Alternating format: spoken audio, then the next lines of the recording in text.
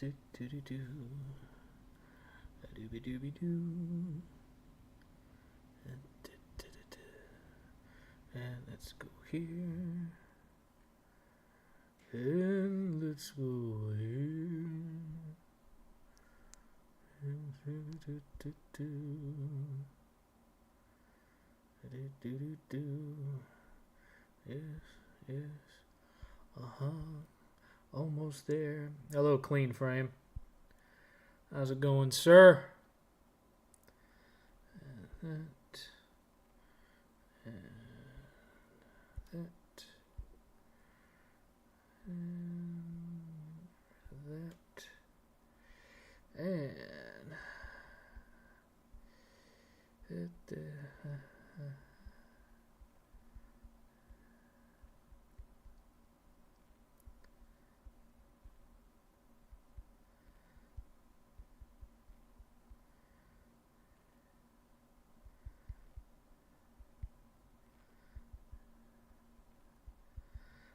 Okay, and almost ready to go. If we can just get this stupid thing to paste. Come on.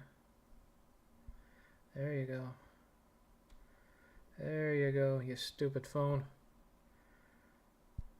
There. Alrighty. That'll get the job done. That'll get the job done. Hello, Ben. Hello, Alaskan dude. Hello, Ultra Steel.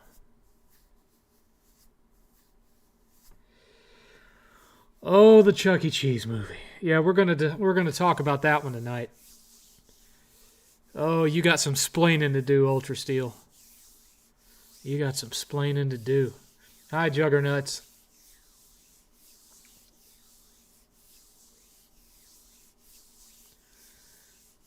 How's it going, sir?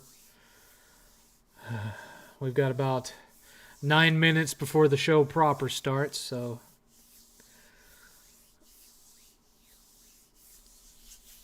Eighth doesn't like the idea of seeing Terrifier in a theater, and the reason being is not because they scare him or gross him out. He finds the Terrifier movies exhausting because of how long they are. And so he prefers to watch them on video on demand at home. He doesn't like watching them in a theater because he gets tired out from it. He prefers to watch the Terrifier movies in chunks. He'll watch, an hour of it, then he'll come back and watch an hour of it later. He's of the opinion that slasher movies should not be longer than 90 minutes.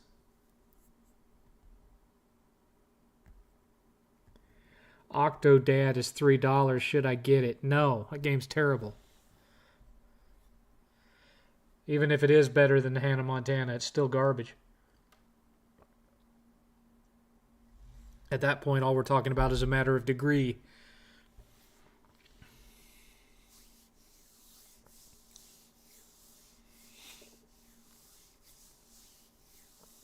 So how's everybody been? Everybody doing all right? Sorry I wasn't here last week, but it was my on-call week, and sometimes it's just not worth the hassle. I'd already had a few on-call calls, so I knew it wasn't going to be a quiet Saturday, and so I just bit the bullet on it. I already tweeted on X about it, Ultra Steel. I tweeted the link out just a few minutes ago. Not that it matters. No one really seems to pay attention when I post it on Twitter. I'm not exactly getting new viewership off of X, Would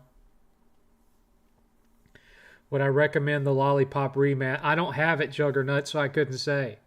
I mean, if you never really got a chance to play it on PS3 or 360, then absolutely you should get it. Although I have heard that the soundtrack has different songs on it because of licensing expiration, and that the new soundtrack is not as good as the original one. That's what I've heard. I can't back that up because I have Not played it. That's not something that I have picked up. I'll tell you one that I did pick up because I got a good deal on it. Have not played Dragon Ball Sparking Zero. I don't think 8th has played a Dragon Ball game since Kakarot. He's not big on fighting games or arena fighting games or any of that. Now, I don't know how the Sparking Zero game plays.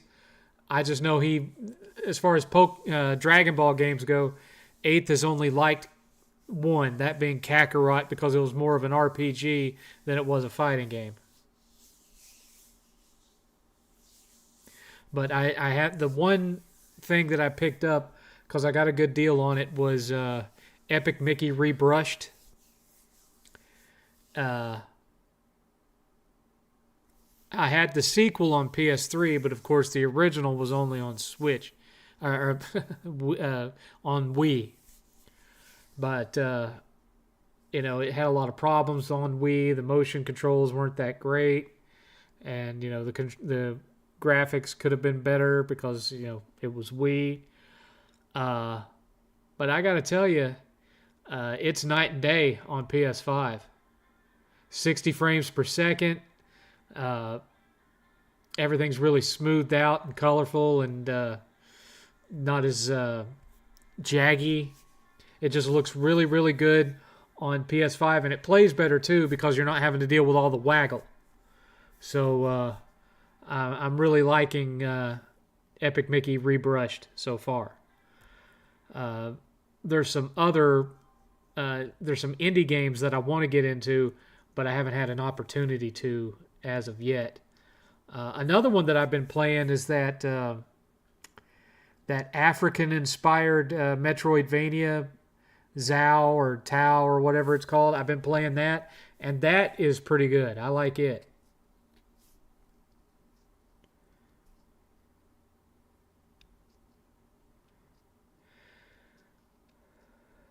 High Five for Life. From Alaskan Dude, the Horizon Forbidden West DLC is $10. Got it. It's good. Rest in peace, Lance Reddick. Wonder what they'll do with his character for third game. No idea.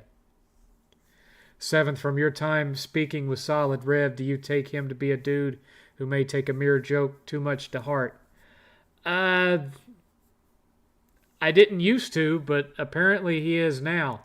But probably something that should be discussed at a later time since they're obviously dealing with a lot down in Florida right now. So, Solid Rev's dealings with me are not really a concern at the moment. There'll be a time to cover that when we know that him and his family are okay. Thoughts on Until Dawn? I'm playing the PS4 version because I'm not going to spend $6. It's my understanding the PS5 version is a mess, that they messed it up real bad. I don't know. Yeah, Joker 2 flopped. They say that Terrifier 3 is going to make more than Joker 2 this weekend. That's how bad Joker 2 is done. Not that Terrifier 3 is bad, but it's a little indie horror movie. And it's going to outsell this $200 million piece of crap, apparently.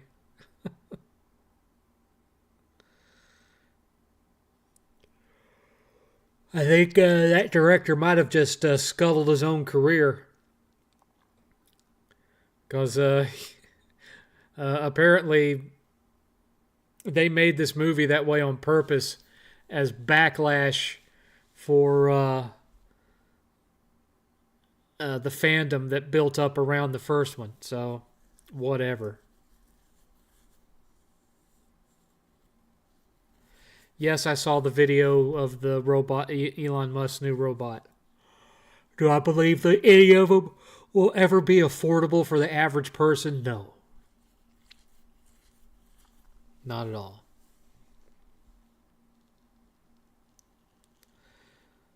Thoughts on Peter Jackson's King Kong? Good movie.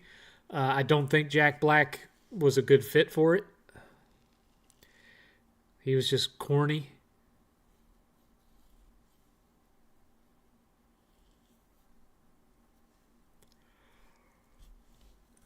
if I seem kind of tired today, this was my first doctor's appointment since moving to Temple. And so because it had been a long time, they had to run a new battery of tests to make sure that my levels were where they needed to be. So you see this, where is it? Yeah, right here. That's where I got stuck today. They have to take blood out of the back of my hand because my veins in my arms aren't any good, apparently. They never can get a good flow, and they just end up poking a bunch of holes in my arm. So they've gotten into the habit of taking it out of the back of my hand, which makes my hands all sore, especially in this joint. And in addition to that when they take blood from me, it kind of tends to wear me out, make me sleepy. But I didn't want to miss 2 weeks in a row, so here I be.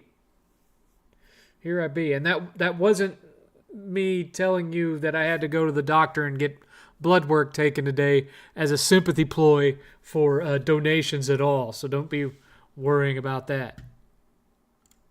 I have whole other ways of begging for money. Okay.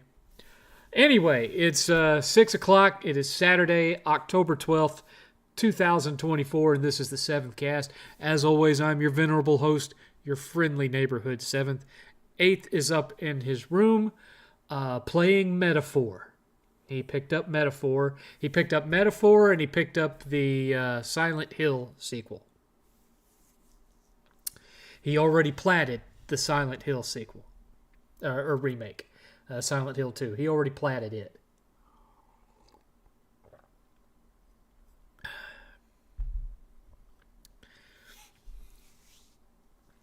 But he is currently balls deep in Metaphor, and apparently it's his new favorite Japanese RPG.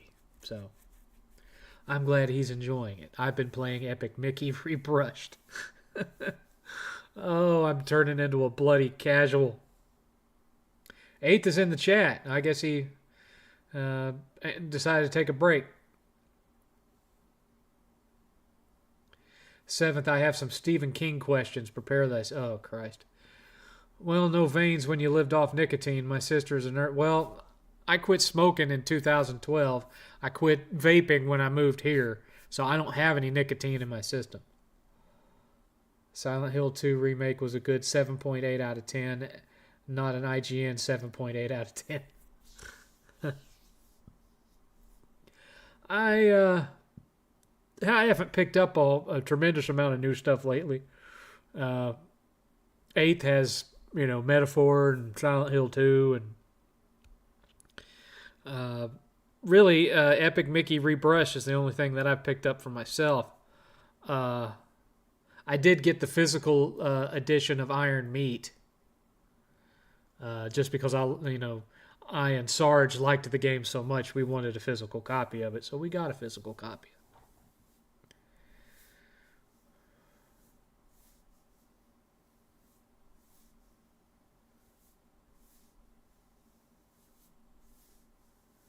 Yeah, Ultra Steel, I don't know what you're talking about there either. What the hell is zoochosis?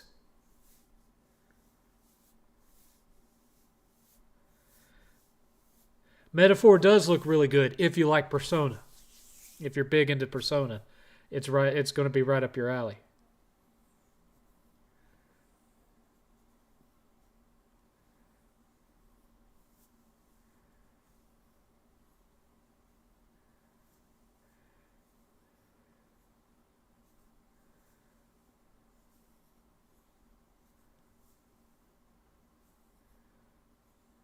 Yeah, I've never heard of that one either, Ultra Steel. You just must be into some really freaky crap.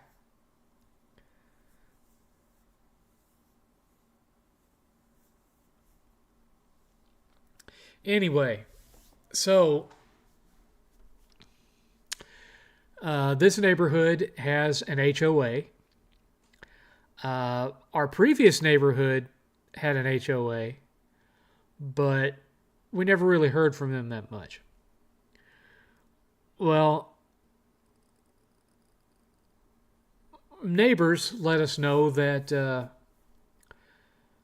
this is the neighborhood where all the parents in the surrounding neighborhoods around here bring all their kids to for trick-or-treating. And that no matter how much candy I purchase, that I'm likely going to run out and have to close shop before all the kids are done. But to just make sure I put our best foot forward so that, we're seen as, friendly, active part of the community, blah, blah, blah. Well, we didn't have a whole lot of money for decorating and all that stuff, so I bought a bunch of cheap little crap, I bought some blacklight posters, and we're going to throw some blacklight up, and bought some little signs that are made to look like tombstones to stick in the front yard, that kind of, nothing on the level of what Boogie does. Maybe next year I'll buy some animatronic figures to go in the yard or something, but not this year. Not this year. Can't afford it. If I could afford that kind of stuff, I wouldn't be spending it on Halloween. I'd be going to Retropalooza at the end of this month, which I can't afford to do because I don't have the money for hotel. So, basically, we don't want to have to deal with the hassle of opening and closing the front door, because it's going to piss off the dog. So instead, what we're going to do is we're going to host Halloween out of our garage.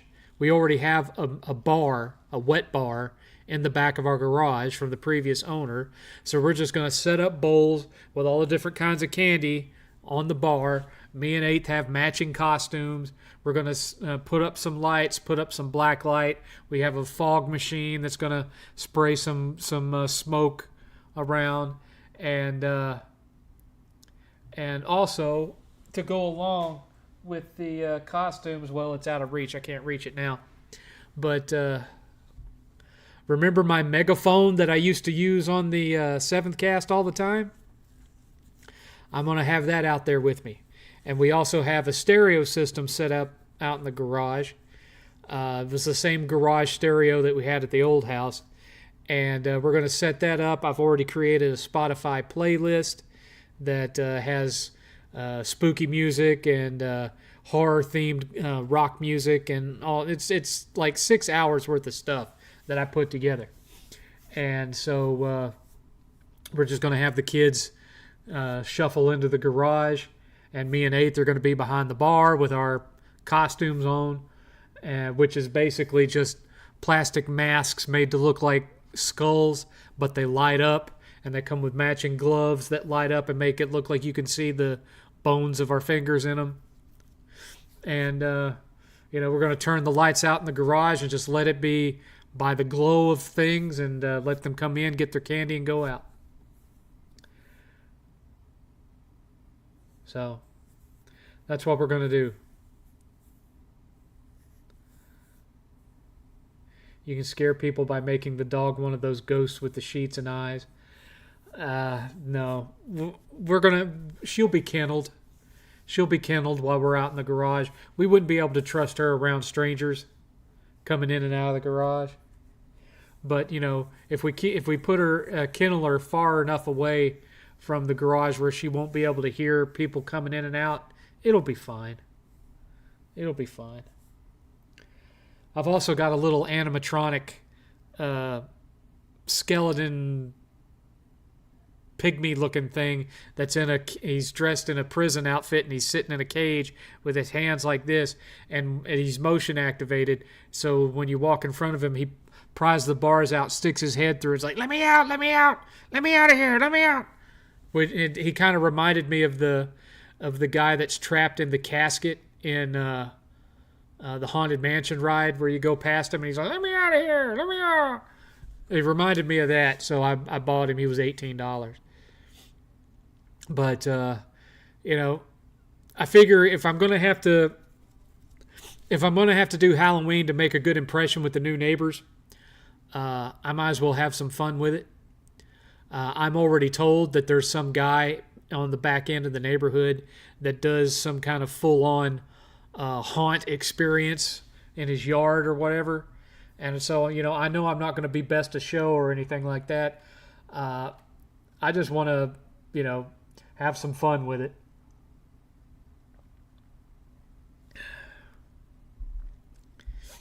Talking almost a Skeletor type voice while I'm out there with my megaphone, see? And give it to the kids. Give it to the kids, the candy. Just mess around all night, crack jokes, play 80s music like Dawkins Dream Warriors and Highway to Hell and stuff like that, and play some stuff from Ghostbusters and have a time, until we run out of candy, which I have 1,300 pieces of candy to give out. I got 2 4-pound. I've got a 4-pound bag of assorted chocolates, a 5-pound bag of assorted chocolates, 4 pounds of Smarties, 300 and some odd pieces of bubble gum. I've got these things that are kind of like Pop Rocks that explode in your mouth. I've got both sweet and sour. I've got 300 lollipops, and I have 160 packets of Lick-O-Maid. With the little, you had the little candy spoon that you'd stick it down in there and eat the sugary powder. Yeah, Lick-O-Maid. So I've got a nice, good variety of stuff to give out. And so long as I'm not like giving a big fistful to every kid that comes up, I ought to be okay. I ought to be okay.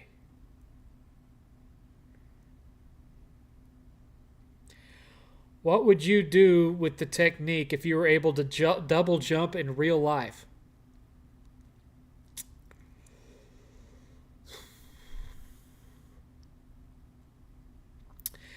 I'd use it at the pool to do can openers and spray water all over people.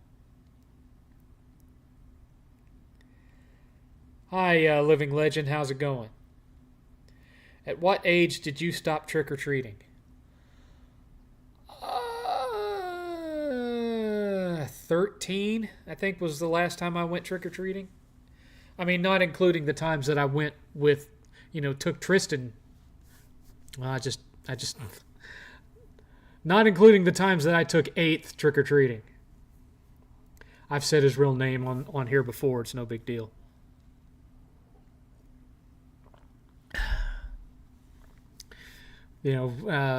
But I couldn't even tell you the last time that 8th went trick-or-treating, though, to be honest with you. He kind of lost interest in it, too.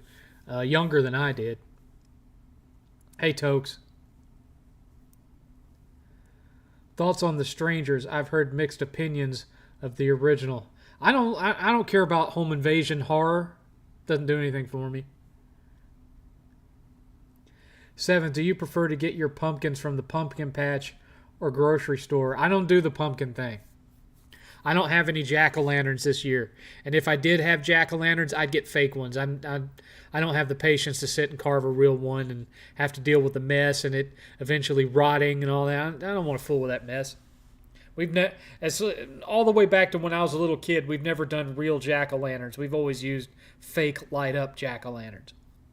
And I don't even have any of those this year. Otherwise, I'd put a couple of them out on the front porch. But I don't have any jack-o'-lanterns this year. That's an idea. How about everybody donate for me to buy some jack-o'-lanterns to go on, some electric jack-o'-lanterns to go on the front porch today? How about that? Because, we still haven't earned $70 needed to buy Space Marine 2, so... No, I never shop on Temu or however it's pronounced, Tokes. I don't trust it. I don't trust the quality and I don't trust the shipping. Thoughts on the Mist film? I actually like it better than the novella Ultra Steel because it has a better, more shocking ending. The short story ends with them just driving off into the unknown, not knowing how it's going to end, if I remember right. I think that's how it ended. But I know it didn't end the way the movie did. I remember dressing up as Ghostface, my dad being Freddy Krueger. I think the last year that I did trick-or-treating, I dressed as Freddy, but I didn't have the money. I turned my volume down again. Uh, Thank you for the $2, Living Legend. Appreciate it. $2 towards jack-o'-lanterns. Appreciate it. Let me give you a dollar bill while I'm thinking of it. There you go. I didn't have the money to get a Freddy costume with the mask and the sweater and all that, so I just went and got the nastiest looking sweater I could get from the Goodwill, and I made my own glove.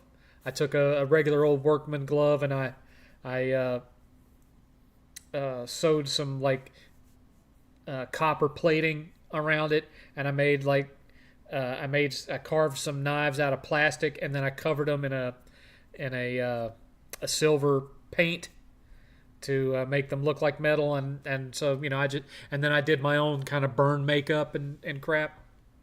So I kind of did my own interpretation of Freddy that the best that a 13-year-old could muster at the time, and that was the last time I dressed up for Halloween as far as like going trick or treating on my own.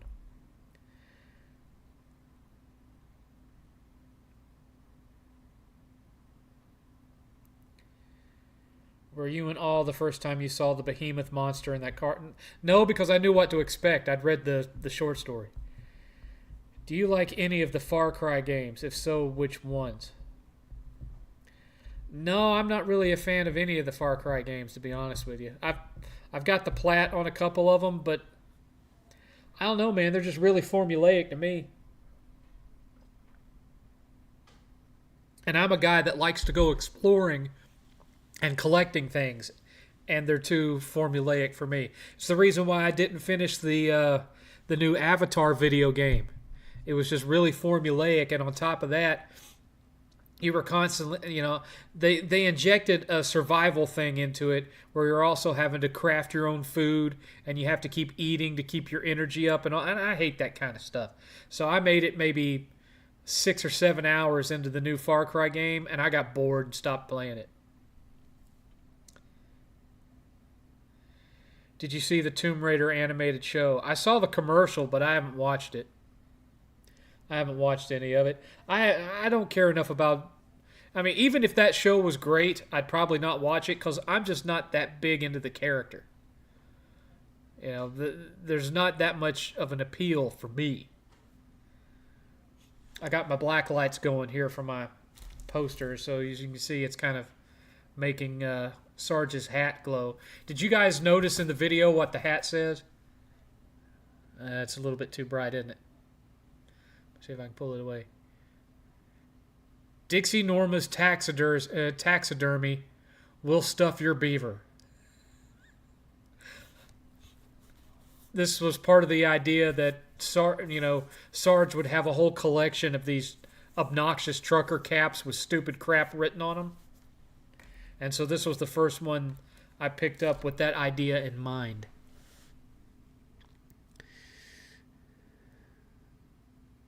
Did you get unblocked by Solid Rev? Not the last time I checked. But then again, as far as I know, I don't know that anyone's heard from him since the hurricane. But let me go look.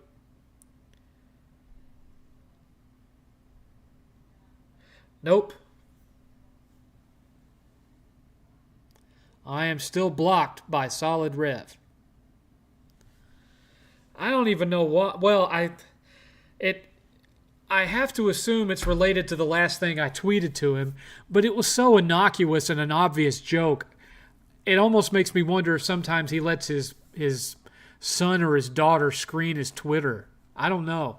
But he made this comment about I think it was about the PlayStation 5 Pro or the PlayStation 5 Pro anniversary, blah, blah, blah. And he was kind of making light of the whole situation. And I said, oh, shut the F up. You buy 3 versions of every game just so your games don't get lonely on the shelf. LOL. Made it obvious that I was just poking fun at him. And next thing I know, I'm blocked. And he has never reacted that way to me poking fun at him, ever. And I've made fun of him for losing his hair. I've made fun of him for a lot of different things over the years, and he's never gotten pissed. Never, he's just played along with it. Maybe sometimes thrown something back at me. I've never been able to offend him. And for something this innocuous, it almost makes me wonder if he didn't realize that the tweet was from me and he thought it was just for some random troll and blocked it. I don't know. But I'm not going to bother him right now, not with everything that's going on.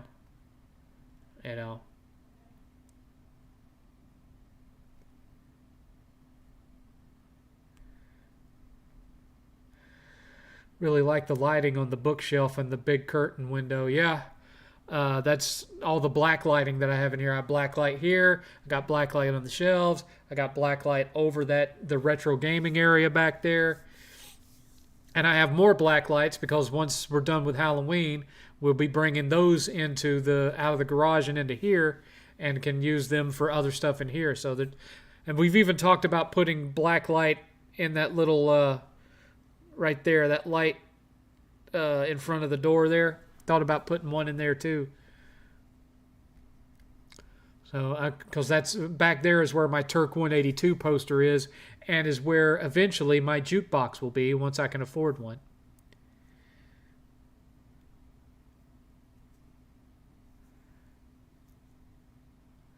I'm pretty sure we have Luigi's Mansion 3 Living Legend. I just don't think either of us have played it yet. What was your favorite X-Play bit before the G4 reboot? Mine was Roger the Stan Lee. I don't know if I ever got a chance to watch it before the G4 reboot. He's been posting regularly since the hurricane passed. Huh. Get solid rev is indeed a sensitive middle. I don't know. I don't know what happened. He may just have not realized that tweet was mine. He may have just seen the comment, not who posted it, and just blocked. I don't know. What happened was I went to check on him to see how him and his family were doing with the hurricane coming, and I couldn't get into his account because he blocked me. Rev tweeted saying his house and family are good. Good. Because I know where he lives, and it went across the state south of him, but not by too much. Hi, video game lover. If any of the horror movie icons were real, which one of them would you likely die to or survive? The one that would most likely kill me would probably be Pinhead.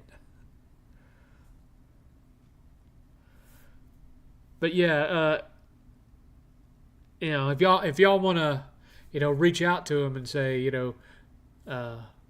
why'd you block 7th? Feel free. Feel free. 7th solid Revlon is the reason for me versus the Trey Brotherhood and YouTube. I told him, yeah, I remember. Remember, I covered it in my documentary, Tokes. 7th, if someone is new to the Uncharted franchise, should they only play the first 3? That's my opinion, yes. That hurricane was all bark and no bite. I beg to differ. That depends on where you live. Some of the Florida islands down there were completely wiped out, just completely flooded. Furniture ripped out of houses, roofs torn off. It depends on where you were. Obviously, it wasn't as bad as Helene because Helene ripped up through multiple states and did damage in multiple states. Luckily, Milton or whatever it was called, it just went straight across Florida, so that was all the damage that occurred. Could have been worse. Happy impending birthday, Richard, by the way. I did see the tweet, or the chat comment.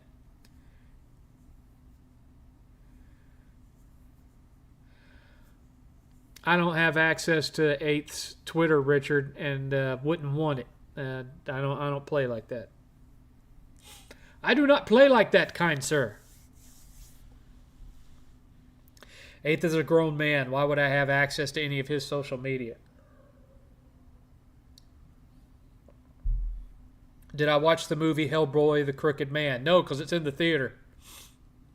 We haven't gone to see any Halloween horror related movies for Halloween in the theater. We've just been watching horror movies on our social media. Like the other night, I rewatched the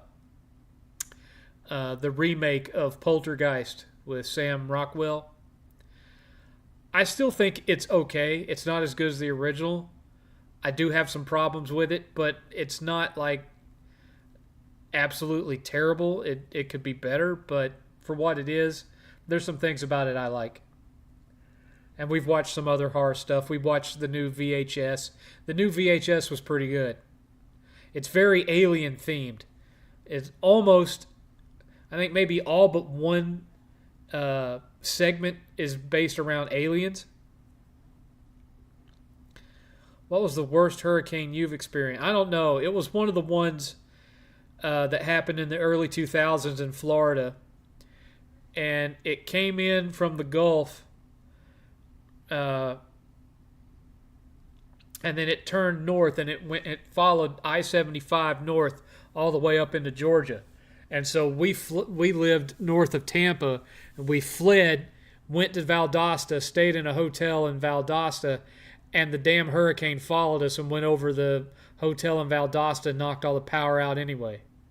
It was bad. And then when we got back to the house wasn't destroyed, but we didn't have power for days, and we were living off of bottles of water and MREs that was given out by the National Guard at the Walmart in Brooksville. 7th, do you find that most of Stephen King's stories are usually better when they're adapted to movies? For example, I heard his Shining TV series wasn't so... Well, the Shining TV series stayed closer to the original book than the movie did. The movie deviates a lot from the book. I think really it just kind of depends. I think what I think is that for the most part, the directors in the 80s had a better grip on adapting King's material, because Firestarter was a good movie. Christine was a great movie. Even Cat's Eye, for what it was a good interpretation of some of his short stories. The Dead Zone was a great movie. Had a great soundtrack too. There was just a lot of really good Stephen King movies in the 80s. And then right around, there were some duds. Like, I know a lot of people liked Cujo. I didn't care for Cujo at all. I thought it was boring. It was just 2 hours of a woman and her kid trapped in a car. It was just boring. Carrie was really good. Carrie was good. Sleepwalkers was terrible. And I don't think that was even based on a short story. I think that was just an original script King did. Silver Bullet was amazing. Love Silver Bullet. It's one of my favorite 80s movies. Maximum Overdrive is god-awful. I don't know why King thought that story was one where he needed to get on a commercial and say, I'm going to scare the hell out of you. It's about cars that come to life. It's Pixar's Cars, the horror movie. And it's not scary, it's hilarious. It's hilariously bad. It's a movie you sit and watch with your friends to make fun of it. And they remade it in a TV movie back in like the late 90s, early 2000s, somewhere around in there, named after the original short story. The original short story is just called Trucks. And they redid it as a made-for-TV thing, and it sucked too. And don't even get me started about the Lawnmower Man, because that has nothing to do with the short story at all.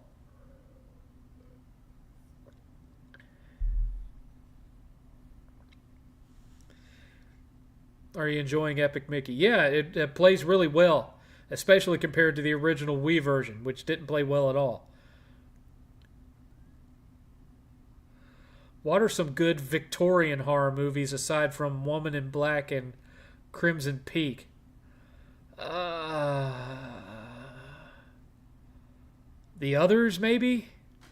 Although I'm not a big fan of that. I'm not a big fan of Victorian horror in general, but I would say some that, if you even want to call them Victorian, some of the ones that are best of the bunch would be Mary Shelley's Frankenstein and Bram Stoker's Dracula. Kind of hard to top those, although there are some really good ones from Hammer that take place in that time period. Hi, Bill Bones.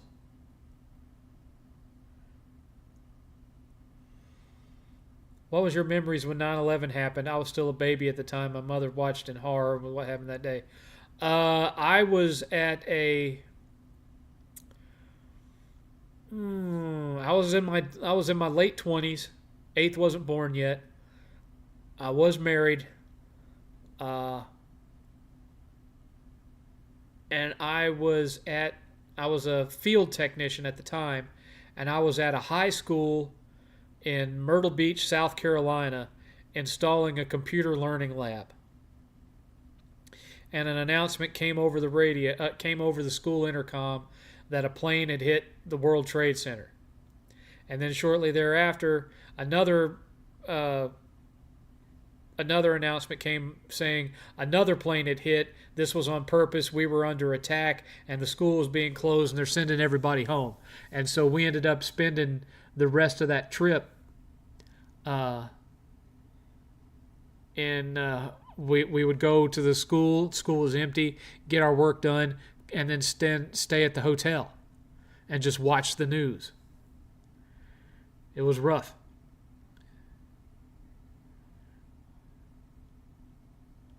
Not as rough as for some others, but, I had friends that lived in New York at the time, not knowing how they were, couldn't get anybody on the phone. It was messed up.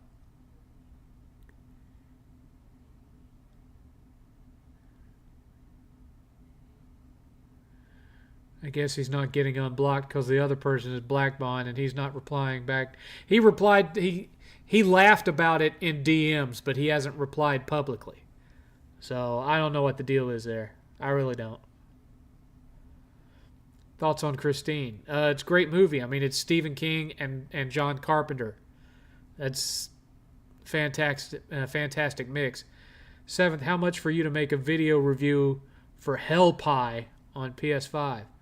Well, I haven't actually finished Hell Pie, but so far we've only had $2 in donations tonight. So we haven't even made enough to be extended any at all tonight, Richard.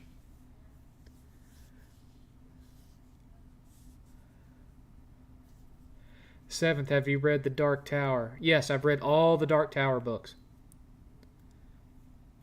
And it links a lot of Stephen King stories. It would take a long time, Ultra Steel, to list for you.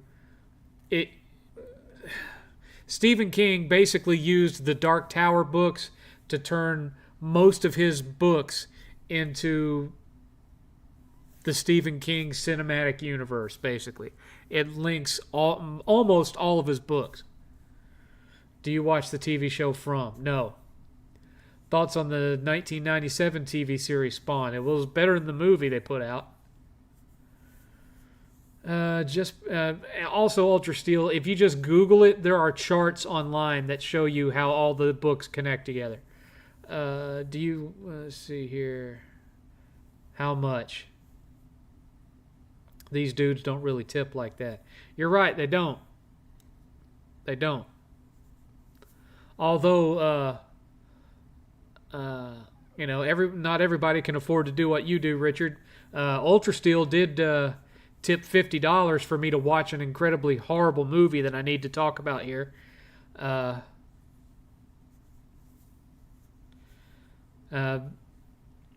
let me do that first. So hang on, guys.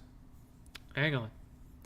So 2 weeks ago, Ultra Steel tipped me $50 to watch possibly one of the worst films I've ever watched in my life. I don't even remember the full name of it. It's a Chuck E. Cheese movie. Like Chuck E. Cheese Galaxy 5000 or something like that. It's on YouTube. You can watch it on YouTube.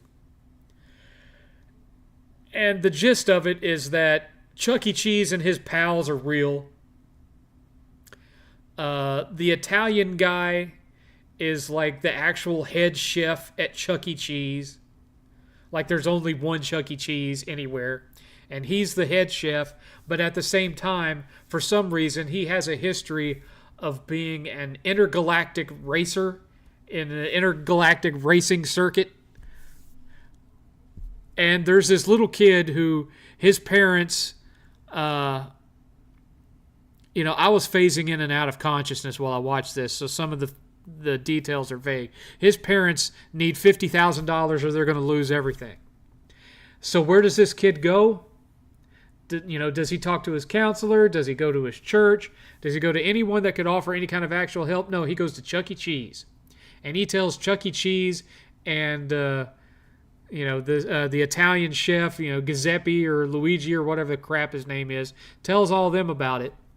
And so the Italian chef says, well, you could make that kind of money in the intergalactic space races that I used to take part in. And they all decide that they're going to go and compete in this space race. I'm not making any of this up. And the whole concept of the space races and how it's presented is a direct, incredibly low-budget graphics effects ripoff of the pod racing scene from Star Wars Episode 1, but done with graphics that would make Reboot look good. And so they use some kind of a space portal teleporter thing to zip over to this planet where these races are held. Everyone hates them. Nobody likes them.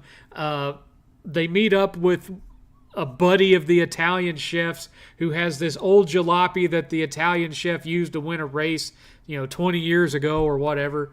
And so they have to go find all the parts to put it back together because it's just kind of sitting there with, cobwebs and dirt all over it. Meanwhile, there's a lady racer there who suddenly becomes incredibly horny for Chuck E. Cheese.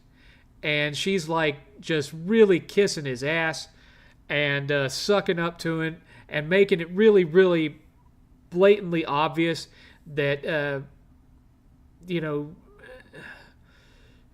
she wants to get into his pants. Chuck E. Cheese, the rat, she wants to, have relations with the rat. Meanwhile, the duck girl or whatever who dresses up like a cheerleader, she's getting all ass hurt and jealous over it because she's got a major crush on Chuck E. Cheese, but Chuck is one of those guys that just can't take the hint and has no idea that she has feelings for him and is clueless about it. And so there's this weird love triangle thing going on between a space lady, a duck, and this rat. And long story short, there's also political intrigue, if you can believe that. There's these two German aliens who are ripoffs of Hans and Franz from Saturday Night Live. We want to pump you up. There's two characters that rip off of them. And there's all this backdealing and whatnot that kind of is a ripoff of Wacky Races from Hanna-Barbera. And it all culminates in like the worst possible ripoff of Wacky Races meets the pod race from Phantom Menace meets the Wachowski brothers version of Speed Racer, all mixed into this 60-minute pile of crap that Ultra Steel paid me to watch because he said, as bad as it is, it's still better than any of the Disney Star Wars sequels.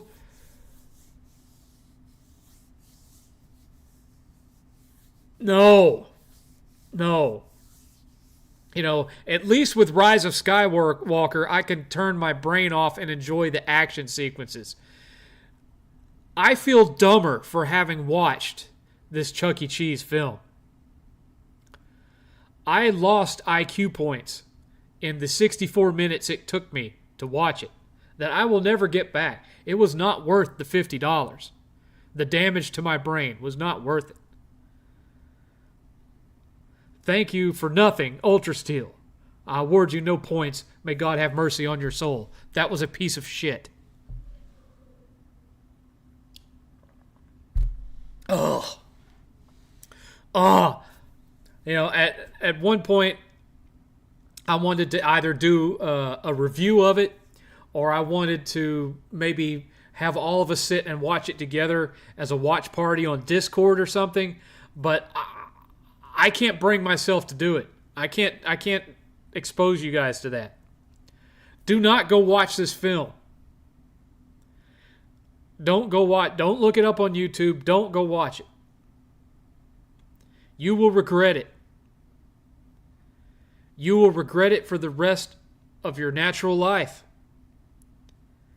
You will never get that time back. Ever.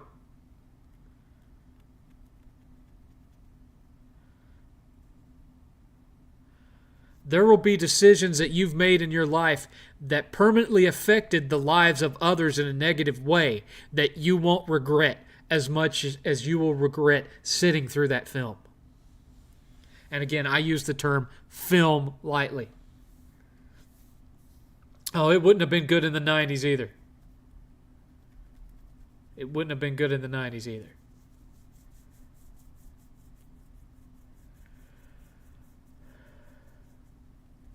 Last week, before you cut off, you were talking about villains. I wanted to comment how I love Minister Frollo because he was realistically evil. He wanted to burn sinners while being a sinner himself. Yeah, he was projecting. He was projecting his own shame over, the fetishes that and the kinks that he had.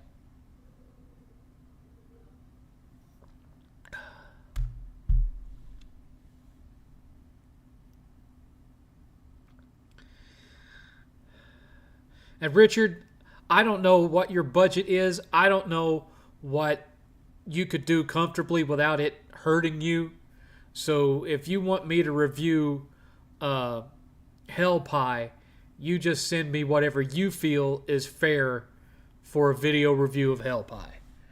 I don't even know how far I am through it. Maybe halfway.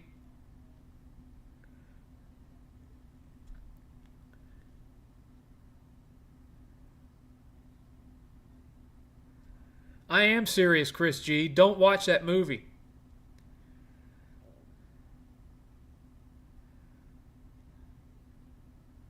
Seventh has iron in his words and watched the entire 64 minutes, which I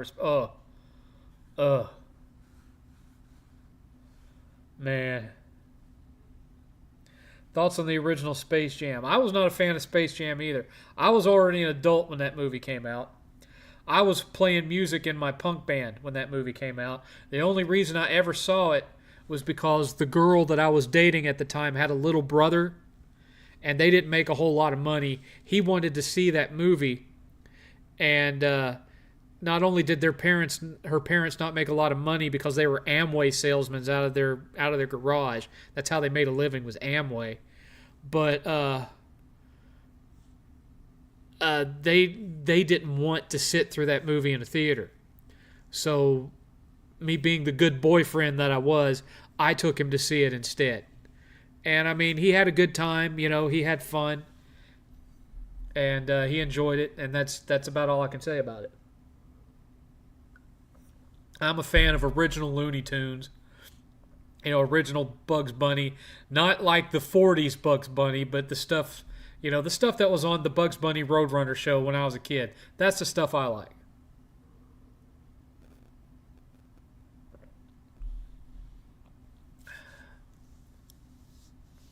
Seventh, have you seen Meet the Feebles? Yes, I've seen Meet the Feebles. It was one of Peter Jackson's early films before he became famous through Lord of the Rings. And it's like twisted, effed up R-rated Muppet Show. It's a ripoff of the Muppet Show, but it's R-rated. And instead of Kermit the Frog, you've got this rabbit who is a sex addict, can't stop screwing everything that moves. Instead of his girlfriend being Miss Piggy, it's a hippo, and she has a complete mental breakdown when the rabbit is caught.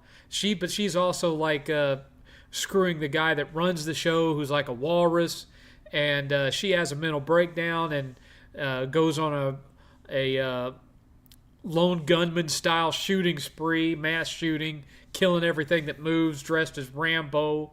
The rabbit catches venereal disease that's from all the screwing he's doing, and his face is slowly rotting off. It's a screwed up movie. If you've never seen Meet the Feebles, good God. Peter Jackson was like a totally different director before he made The Frighteners and Lord of the Rings. He made low-budget schlock horror films, is what he was known for. He had one called Bad Taste that were about aliens that wanted to turn Earth into a fast food chain to serve humans, which included this really awesome scene where you had these aliens standing in a row and a guy pretending to be a human, pretending to be an alien on the end, and you saw how the aliens eat, and it's like the first person is handed a bowl of food, and they eat it, and then they throw it up, and they hand it to the next person. And so the human is watching this, knowing they're the last one in the row, while they're passing this. Peter Jackson was totally different back then, okay? The other one that he did like 3 of them. He did Bad Taste, Meet the Feebles, and Dead Alive, which Dead Alive was called Brain Dead or something like that in Australia, but here in the States it was called Dead Alive because there was already a movie called Brain Dead. And that one is a horror, kind of a Evil Dead-ish horror comedy about zombies. And it's one of the goriest movies that probably has ever been made. So if you've never seen Dead Alive, check that out. But definitely check out Meet the Feebles. That's a movie that you should watch at least once. I mean, it's very disturbing because, it brings... It may not be disturbing for you. It was disturbing for me because I grew up watching The Muppets when I was a kid. And so to watch this perversion of The Muppet Show, I've only watched it twice. Let's just put it that way.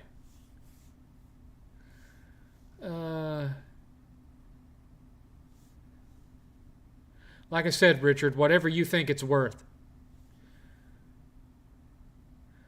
Saw first episode of Dexter, very intense. It was competing with Breaking Bad back then.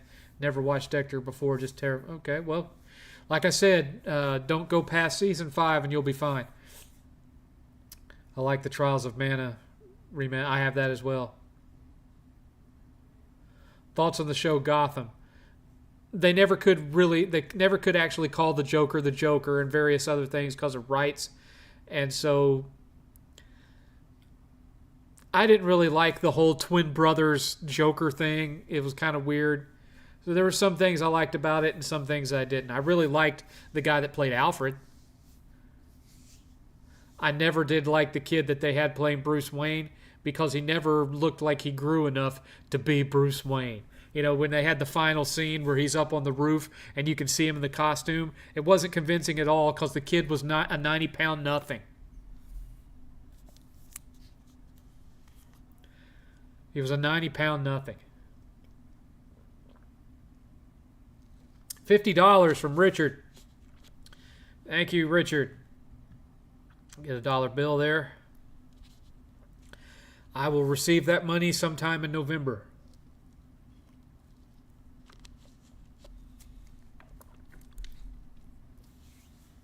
Thank you. Thank you, Richard. So that won't go towards the jack-o'-lanterns because I won't get it until November, but do appreciate it. And that puts us into overtime territory, so that's also I pee on you, you pee on me. What? Another 20. What is I pee on you, you pee on me? What is that supposed to mean? Okay, now I got to give him another dollar bill. And I got to give a time extended because $50 bought an additional hour. So, why is my time extended not working? The animation isn't working. Let's move it up here, see if it... What the heck? There we go. Oh, $70 total from Richard. Another $30 and I'll have to stay 2 extra hours.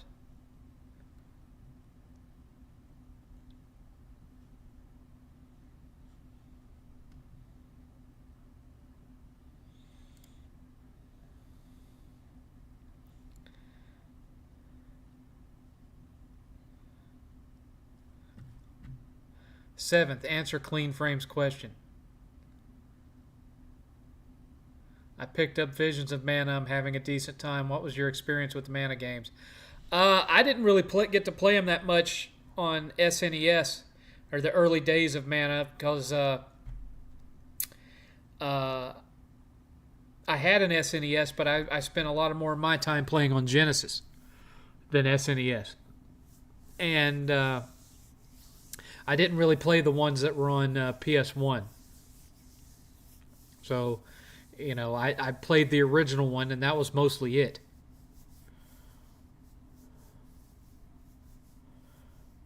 Thoughts on Callisto Protocol? I haven't played it. 8th has played it. Remember, I don't really do survival horror that much.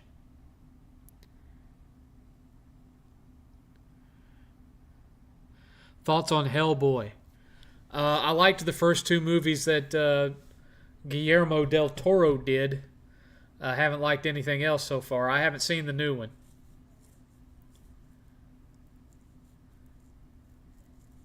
Is that the move name? I don't know what you mean by that. King Richard, the greatest benefactor, back with the... Is that the movie name? What movie name? What are you talking about? Thoughts on the Dark Knight trilogy? I love the Dark Knight trilogy. It's probably overall my favorite Batman films. Went to check out that Meet the Feebles movie. Meet the Feebles. Oh, Lord.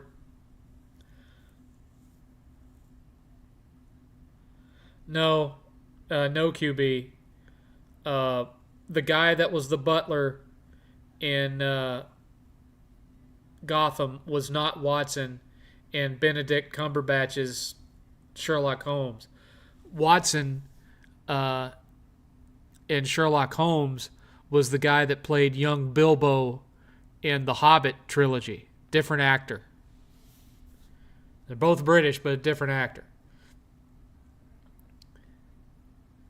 So you're going to do a video... Yes, I will do a video review of Hell Pie. I will do a video review of Hell Pie. I'll have to record some footage, but yeah, I'll get it done. I was planning on doing a couple of Halloween reviews anyway.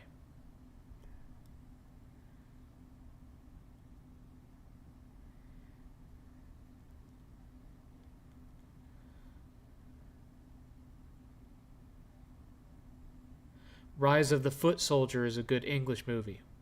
Okay, Stevie boy.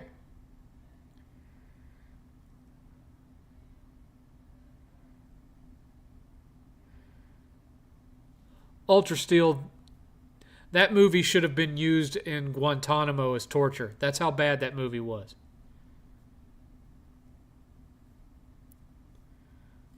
One day you're going to have to stand before the Lord and be accountable for having made me watch that.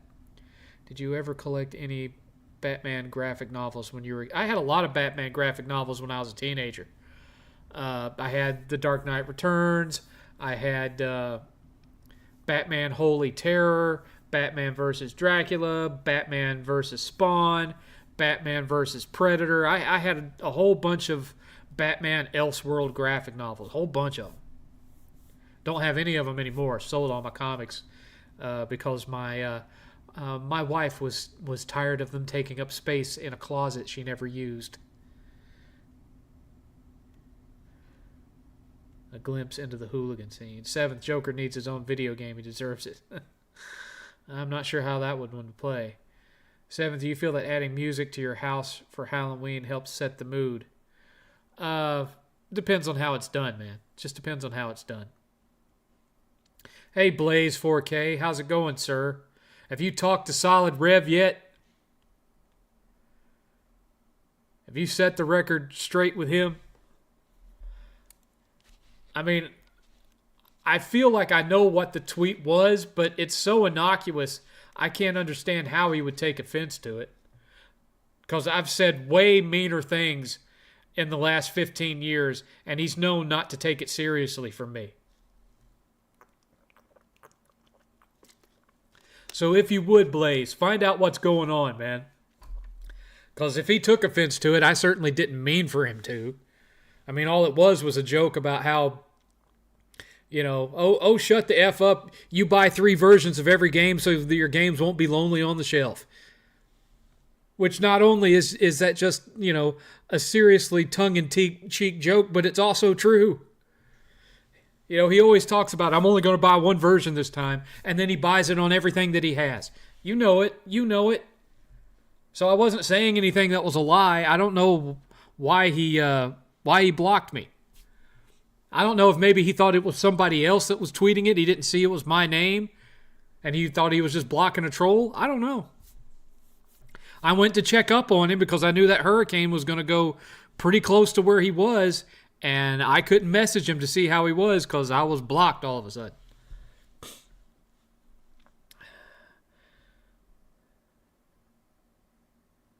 Sony, baby. Did you get the PS5 Pro and why? I have one pre-ordered, and 8th has one pre-ordered. We were not able to get the 30th anniversary one. It's just the regular one. We've already got the physical drives waiting for them to arrive.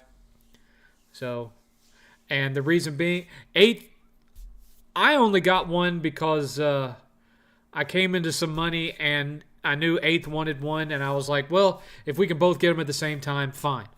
I didn't really have a particular reason for one.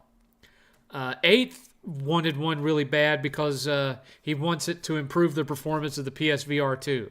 He has some games that he feels the frame rate could be a lot better on, and he thinks having the Pro will help that. So, highly recommend the Batman TV series from 2004. It's really good. Okay.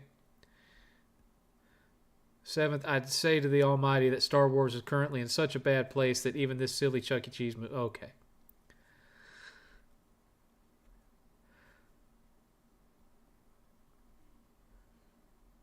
I remember I had a Spider-Man comic coloring book when they used to do those. Yeah, I did coloring books when I was a kid too. I think we all did back in the 80s. 7th was 8th's first video game, Little Big Planet. No, it was not his first video game, but it was one of the first games where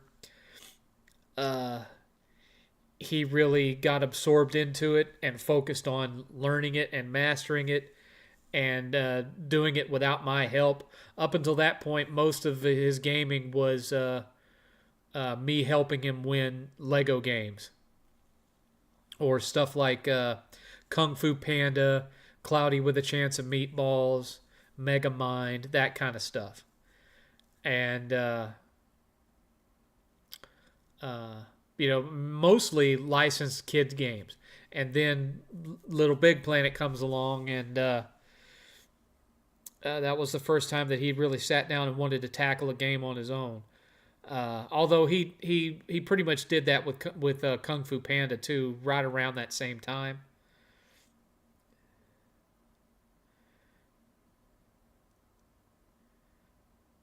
Must be cool to have someone in your family into video games as much as you. No one in my family gives a damn. I know that feeling. Will you play Astrobot add-on? I don't know. We'll see.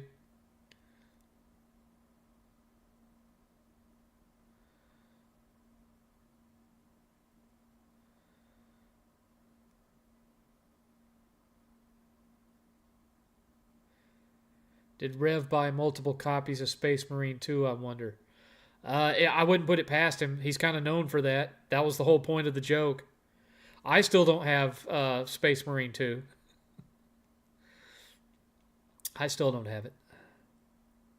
I mean, Richard just donated enough for me to get it, but again, I won't get that money until next month because he uses Super Chat instead of Streamlabs. 7th, I remember the 8th had a video where he platted Kung Fu Panda. He didn't plat it, he just beat it. That game didn't actually have a plat. The second Kung Fu Panda game had trophies, but the original one didn't. if I remember right.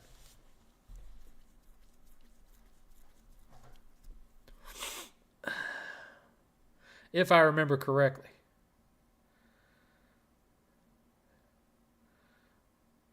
Which, that was a long time ago, so who knows?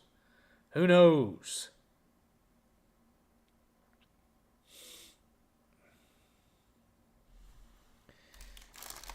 I tell you what, though, next year, I'm just going to do all my purchasing at Spirit Halloween.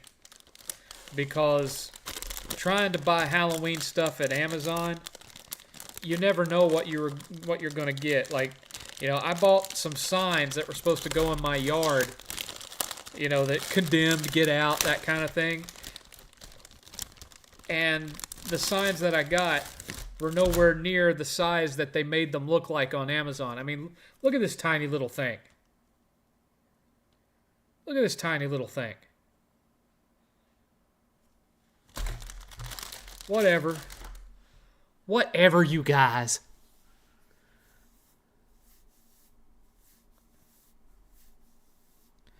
Thoughts on the 90s Spider-Man TV series?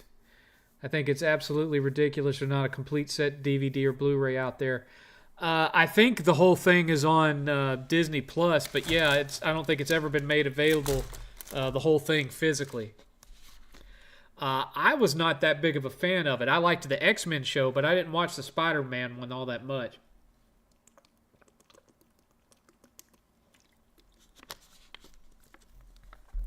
You got to realize those shows came out in the early 90s, and by that point, I was either on my way to being a high school graduate or already graduated. I graduated in 93. And, I wasn't doing a whole lot of Saturday morning cartoon watching at that point. Batman the Animated Series, different story. It came on in the afternoons. But Spider-Man and X-Men came on Saturday mornings on Fox. And, at that point, I wasn't doing a whole lot of Saturday morning cartoon watching. I was getting up and usually going to work because I had a job by that point. And, I didn't get the Monday through Friday 9 to 5. I got whatever hours they had available on the chart. And that was it.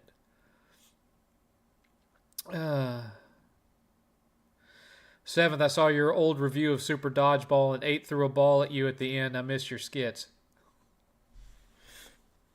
Yeah.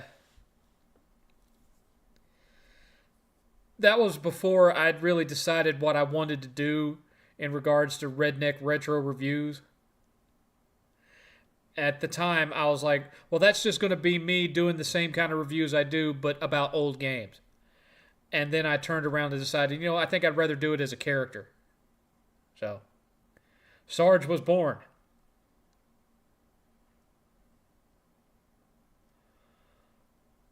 Favorite chain pizza and what? Favorite chain pizza and what is your favorite local pizza? Well, my favorite local pizza was a place called Nicky's, but we no longer live there. So now we're up in Temple, and we got to find a new local pizza place. Favorite chain, we usually circulate between Domino's, Pizza Hut, and Marco's. Although Marco's we've only done a couple of times, so it's usually either Pizza Hut or Domino's, because Pizza Hut does their version of a New York style pizza, and it doesn't taste like authentic New York style, but it's better than anything that Domino's does. So I'll often do that.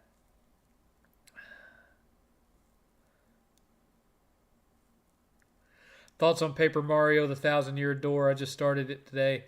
I never got really big into the Paper Mario series because I wanted a sequel to Super Mario RPG, and instead they started doing Paper Mario, and I didn't like it as much.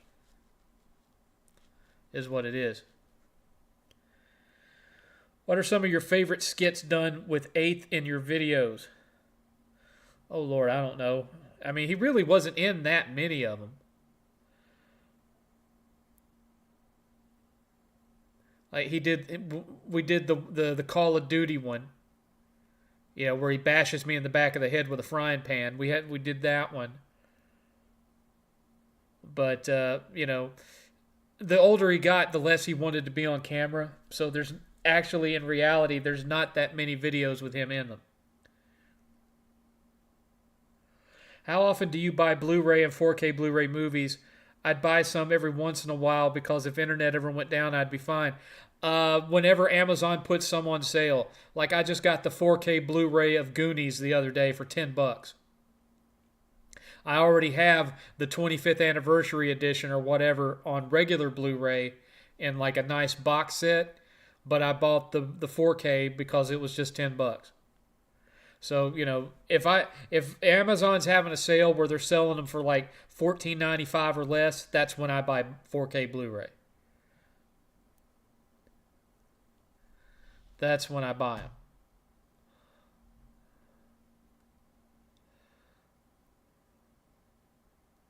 7th, are you and 8th interested in Silent Hill 2 remake? 8th already has it and he already platted it. I'm not a survival horror person, but I might try my hand at it. You never know. Is it soda or pop where you come from, 7th? Where I come from, it's all Coke. If you say, hand me a Coke, you're liable to get a Coca-Cola, an RC Cola, a Double Cola, a Walmart brand cola, Dr. Thunder. Soda equals Coke where I grew up. Hand me a Coke, you could end up with a root beer if you say hand me a Coke. It basically means hand me whatever soda is cold in the fridge. But it was always hand me a Coke. I already answered that. People use Super Chat because it shows up on the stream when you donate. I think you can also do the same thing with third-party donations. I think yeah, it used to work, but something broke on it, and now it doesn't do it anymore. And I don't know how to fix it. But I don't think that's why people use Super Chat, QB. People use Super Chat because it's easy for them. They already have an account. They don't want to take the time to sign up for a Streamlabs account to donate through Streamlabs. Even though I get that same day and 30% of it doesn't get taken away, which is what happens when you use Super Chat. I only get 30%. I only get 70% of it.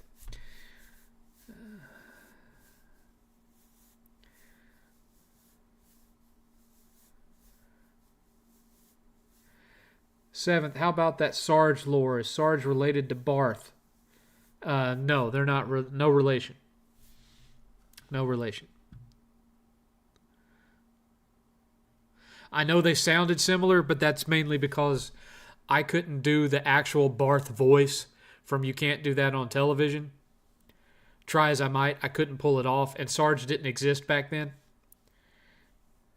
Wait a minute. Magic powers.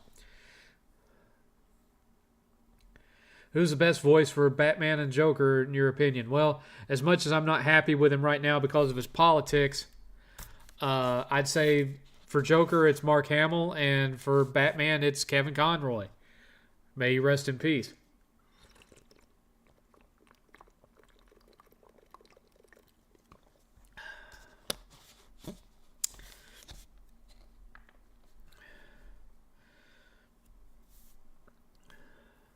Did you see that David Jaffe deleted Astrobot because it's too hard for him? Yeah, I know.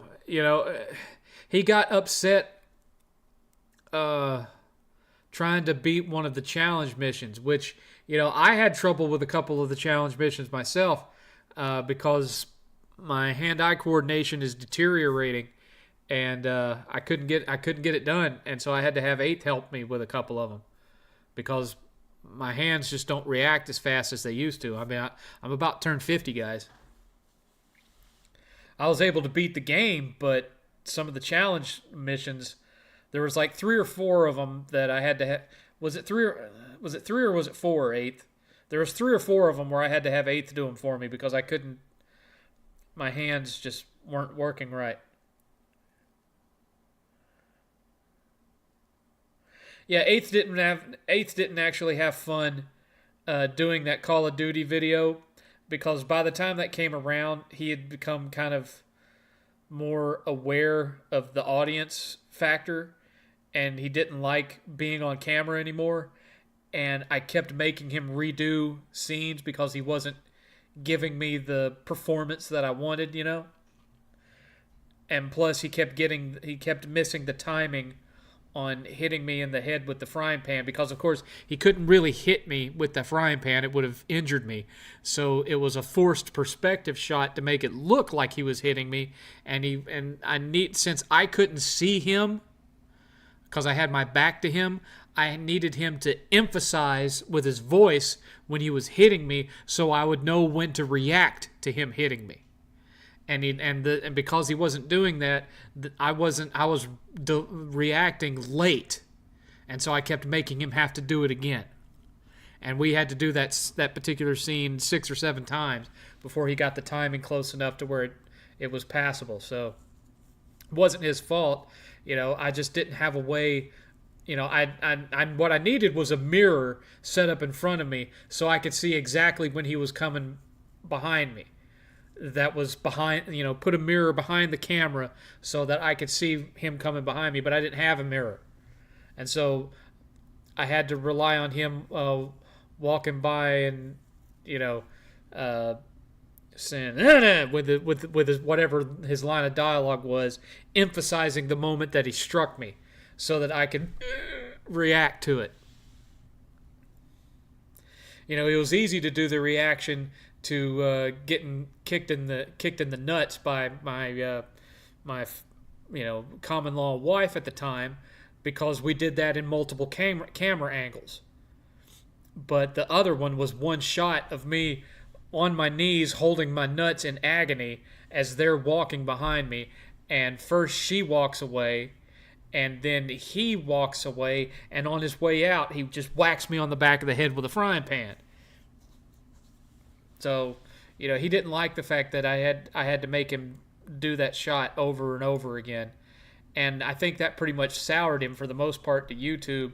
So aside from us doing like a panel review of something where you see both of us on screen sitting at our desks, he hasn't really participated in that kind of thing since, except for the one gag in the last house tour. The whole locked ourselves out of the house thing. That was the last time that he took part in a joke or a skit. But he will be part of the next when we do the room tour, when we do the game room tour for the house here. He will be part of that. Which I don't really know why we haven't gone ahead and done that now. Because, we have all the lighting and everything set up. Really, the only thing that's left is the jukebox and the arcade cabinet. And I'm not going to have the money for the arcade cabinet for a long, long time. But what I figure is since he and I are going to be together for Halloween, that we'll probably film the new tour the weekend after Halloween, since we'll already be in a filming mood anyway, and we'll get it up sometime after that so that y'all can see it, because he's pretty much got everything the way he wants it up there. I think there's still some things he wants to do in his computer room, but that can just be an evolution for the next time we do this a year from now.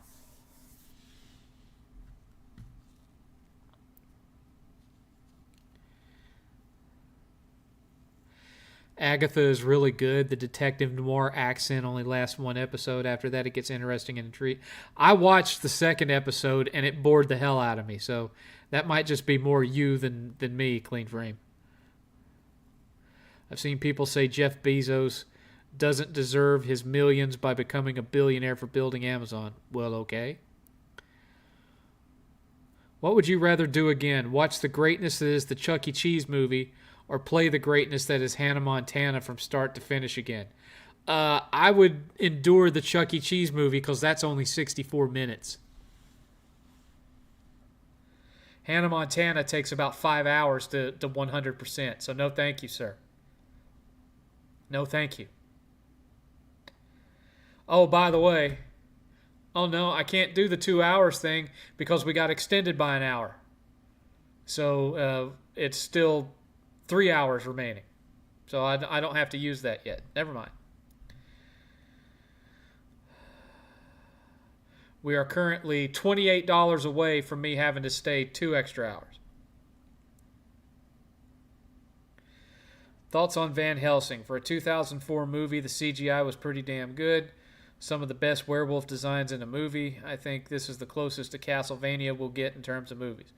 I liked Van Helsing. I know a lot of people crapped on it when it came out. It only made like 80 million in the box office, which was a serious dud compared to the two Mummy movies that Chris Summers had done prior to that. But I really enjoyed it. I wish it had taken off so we would have gotten more movies in that series.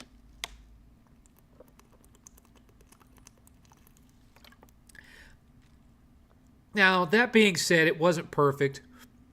I thought the guy playing Dracula was way too hammy and over the top. His brides were way too hammy and over the top. And I don't know that I really liked the design that they had for the Frankenstein monster. But the werewolves looked great.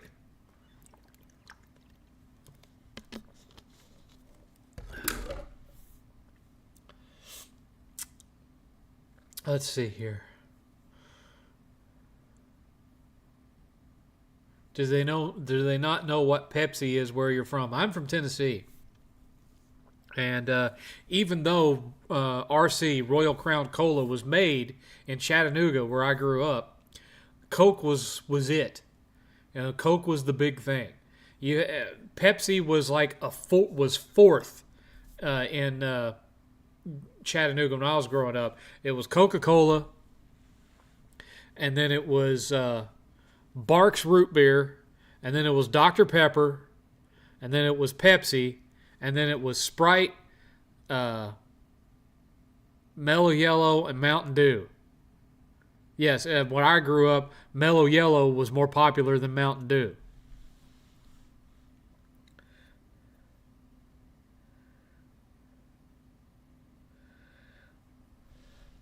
Yeah, you already somebody already said something about the new Elon Musk robot, and I already commented on it.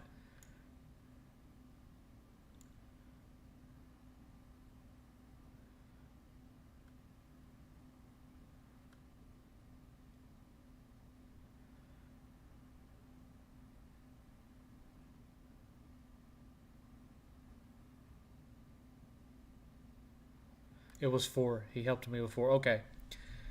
Appreciate the transparency. Hey, you know, I'm not going to deny reality, guys. I'm 50 years old. I'm almost 50 years old. I just went to the doctor to be re-examined to authorize me to get all the medications that I'm on. And, not only am I not as fast with video games as I used to be, I'm not as fast on guitar as I used to be, and I can't play for as long without my hands cramping up as I used to be. I'm starting to show my age, and so if I can't get past a certain level, I'm not going to have 8 to do it, and then fake it and pretend that I got it on my own. I'm not going to do that. If I can't do it, I can't do it. I will let you know. I don't claim to be some world champion gamer, and not even in my prime would I try to claim that. I had some skill, especially on NES, but those days are long gone, and I don't have the hand-eye coordination of the 15-year-old me that was dominating on Sega Genesis games. That's not me anymore, unfortunately.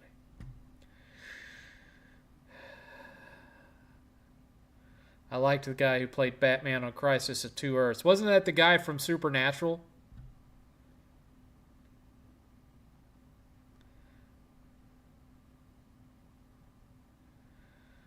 Seventh, I normally don't ask this.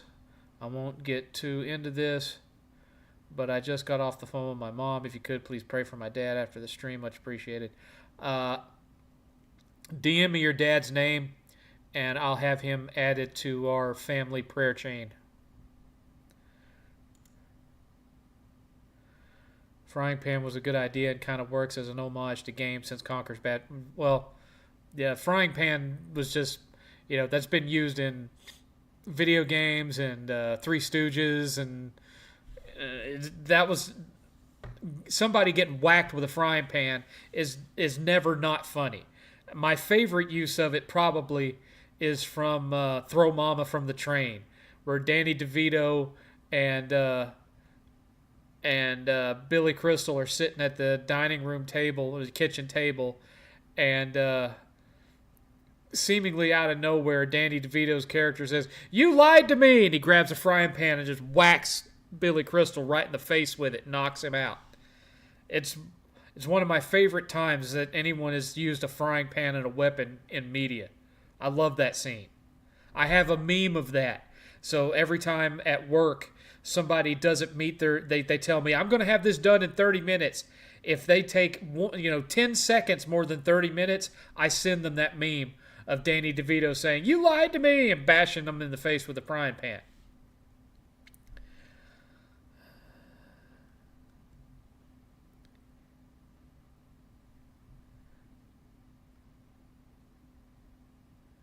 The Nathan Drake section of Astrobot is better than Uncharted 4. I don't know if I'd go that far. I mean, the gameplay of Uncharted 4, I have no complaints about that. It's the story and the music. Those are my big issues with Uncharted 4.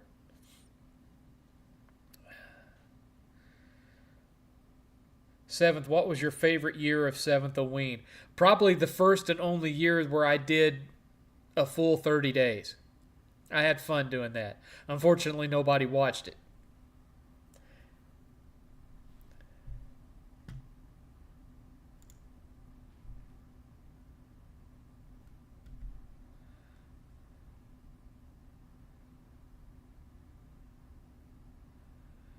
Did you see Penguin? Really good. No, I haven't watched it. I liked Van Helsing. It's a fun movie. Thoughts on and you know what? I really love the musical score to Van Helsing. I love how they mix the guitar in, the flamenco style guitar into it. I really liked it. Thoughts on the Harry Potter movies? I've never been a fan of any of them. I watched the Harry Potter movies at a time where I hadn't read any of the books. And my wife at the time dragged me to the first one. She wanted to see it because she had read the books. And, I had fun with them. They're not the greatest thing in the world, but I've enjoyed watching them.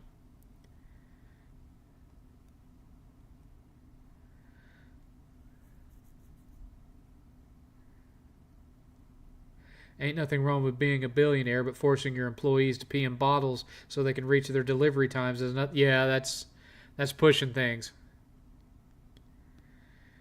Did you know Coke tastes better in Mexico because they use actual cane sugars? Yes, I've heard that. In fact, I've had one of those Mexican Cokes, and it does taste a little bit sweeter. It tastes more like what Coke tasted like when I was a kid, because they can say that they went back to the original formula all they want. What is currently known as Coca-Cola, what was Coca-Cola Classic after they got rid of New Coke, it tastes similar to what Coke tasted like before the whole New Coke thing, but not exactly the same. There's a difference. And the Mexican Coke still doesn't taste like Coke did when I was a kid, but it's closer to it than what modern Coke is. New Coke basically tasted like Pepsi, okay? That's what New Coke tasted like. It tasted like Pepsi. I don't want the Nintendo clock. I've got a lot of things that I could spend $100 on, and that ain't it. A month from now, I'll be able to take the money that Richard sent me, and I'll be able to get Space Marine 2. So remind me a month from now that I need to buy Space Marine 2.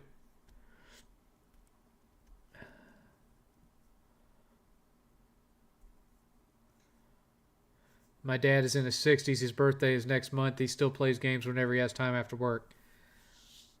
That's good to hear. Prayer chain hype. Supernatural. Are you talking about Dean? Or the one with my... I'm talking about Dean. The one who plays Soldier Boy on The Boys. He did the voice of Batman in some of the things. I thought he was the voice of Batman in the Crisis on Infinite Earth movies. I haven't seen the third one yet, by the way. Thoughts on the Home Alone movies? First one is really good. Second one is really good. They're like holiday staples for me. I don't watch anything but the first two because the rest of them are all garbage. Favorite ice cream flavor?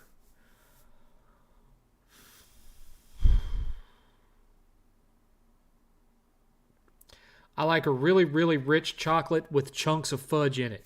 That being said, I'm diabetic, so I can't really eat it anymore. Yes, Neil Druckmann ruined Uncharted 4. There's no question about that. My favorite Harry Potter film was the third one, Prisoner of Azkaban, because I love Gary Oldman, and Gary Oldman was great as Sirius Black. 7th, if you could, which video game playthrough would you like to relive again for the first time? OG Legend of Zelda. I was so obsessed with that game. That was my first, what I would call, closest experience to a role-playing game was when I played Zelda. Up until that point, it was like, fight through all the levels, kill all the bosses, watch the ending. Or, just play until you get the highest score that you can and start over. Up until that point, I hadn't really experienced beating a game aside from two games on Atari 2600, which were the 2600 version of Krull and Adventure. Thoughts on Angry Joe? Never met him. He lives down in Austin, not too far from where we were living before we moved here, but I've never met him. He doesn't show up at the Retropalooza conventions, and while I have never spoken to Billy or Jay about it, the word on the grapevine is that he, in person, is kind of a prima donna and thinks that he's much bigger than he actually is and wants to be treated like he's a freaking movie star. And so, the guys just don't bother with him. Now, neither of them have ever told me that in person. That's just what I've heard from others. That he's kind of an obnoxious prick in real life. I don't know. I've never met him. Did you see they're coming out with another Tomb Raider remastered trilogy? Why? Why?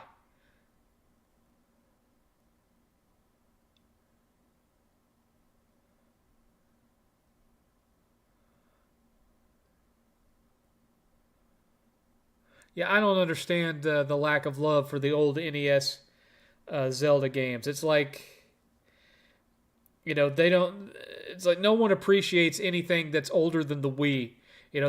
Some of the folks nowadays that are into Zelda, it's like they don't go back any farther than Twilight Princess, and I don't get that. I don't get that. What was your experience with Ocarina of Time? I beat it, but I honestly I didn't love it. And to this day, I am not as big of a fan of 3D Zelda as I am the old school 2D stuff. I prefer the old school 2D stuff. 7th, I know you said you didn't like The Last of Us, but what did you think of the backlash when the second one came out? I was in agreement with it. The game sucked. Because Druckmann no longer had the other guy reining him in and keeping him from turning it into garbage. And when that guy was gone, what did Druckmann do? He incorporated all the ideas that the other dude stopped from being put into the first game, and hence the game became garbage.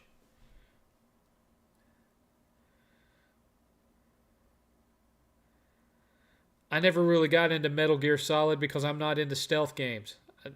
Stealth games are just boring and tedious to me. Have you ever had Coca-Cola Life? It had a mixture of cane sugar and stevia. It's not my favorite, but I loved it when No, I never had that.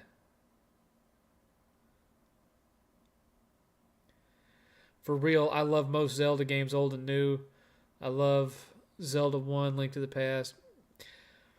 Yeah, I don't know. I've always preferred the 2D stuff. Even, I would even take the Minish Cap over Ocarina of Time or Wind Waker or any of that. I prefer the 2D games. They're just more my speed. It's Tomb Raider 4 through 6, not the okay. I still have to ask why, though. Those games weren't very good. After the original trilogy, Tomb Raider took a downhill turn for a good while.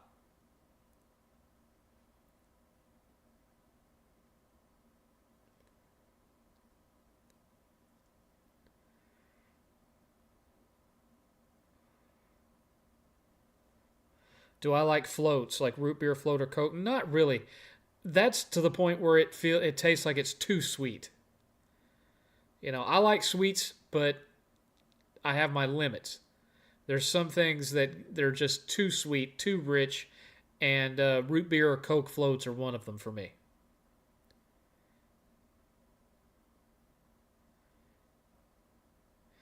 Did you like the AVG and Tomb Raider episode? I barely remember it. I just remember it not being one of my favorites.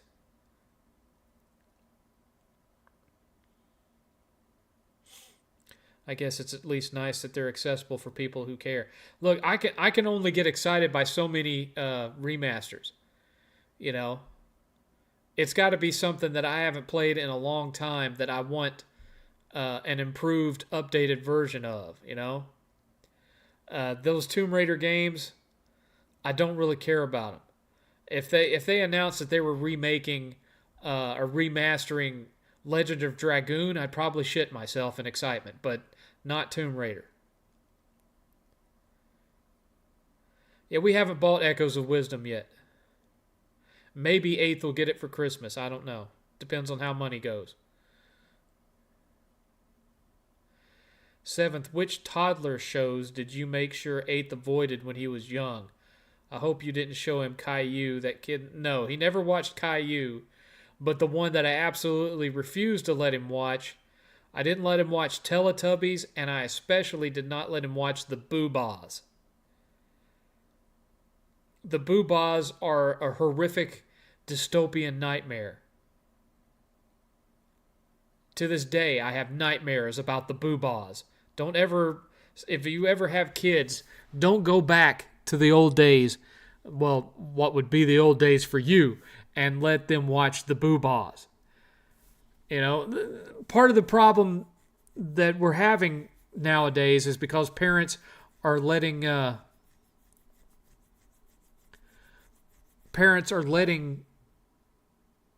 their kids be raised by their tablets. And so I can't even remember the name of it now, but there's like a show on YouTube that a bunch of parents let their kids watch, and it's now becoming evident that kids that are exposed to that show are demonstrably dumber than the previous generation before them at that age. I can't remember the name of the show, but it's some really popular kids show on YouTube. And to the point where, a lot of parents are complaining that it turns their kids, their toddlers, into zombies. And so they're having to wean them off of it. I can't remember the name of it now. Me and you were talking about it the other day, 8th. And you want to fix those kids? It's real simple. It's real simple. Reruns of Mr. Rogers, reruns of Sesame Street. Done. It's all they need. No, it's not Bluey or Paw Patrol. It's not Ryan's World.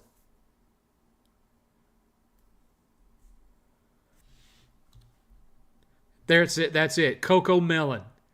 Coco Melon is turning children into mentally deficient little zombies. It's lowering their IQ. It's lowered the average IQ of toddlers by 30 points since it debuted. and parents are like complaining about it left and right. You can go online and see the videos of parents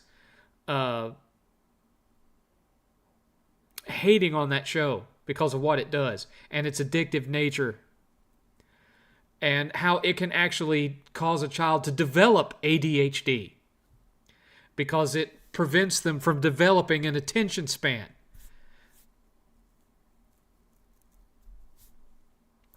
Don't let your kids watch that stuff. Just find them reruns of Sesame Street and Mr. Rogers. Maybe the Electric Company. Maybe the Electric Company too. Let them watch those. Don't watch the Coco Melon crap. It'll mess up your kids. I would prefer you let your kids watch Bear in a Big Blue House than watch Coco Melon. I would rather you have them watch The Wiggles than Coco Melon. Nothing on YouTube. Nothing.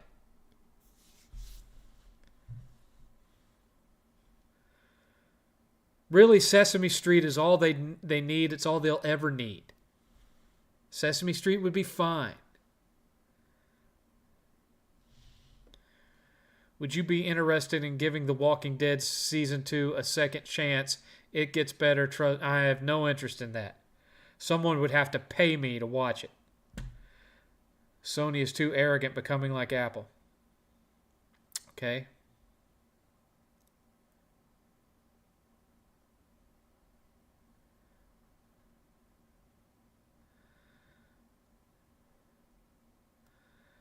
Did you like the film Suicide Squad? Both of them were... Did you ever play that Guardians of the Galaxy game? I played about half of it, and then I got distracted by something else. And I never went back and finished it. I need to just start it over.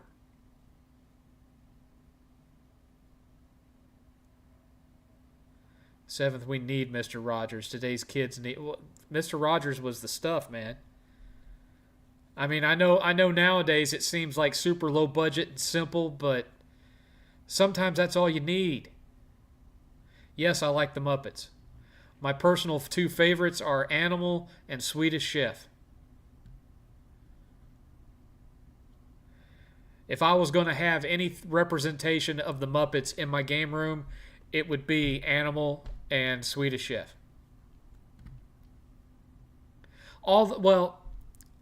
I have a three-way tie.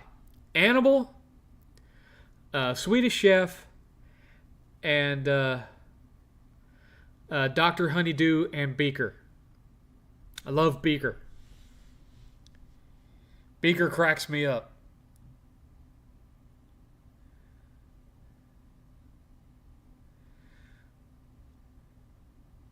Adults today need to watch more PBS shows. Modern day people have no shame and integrity.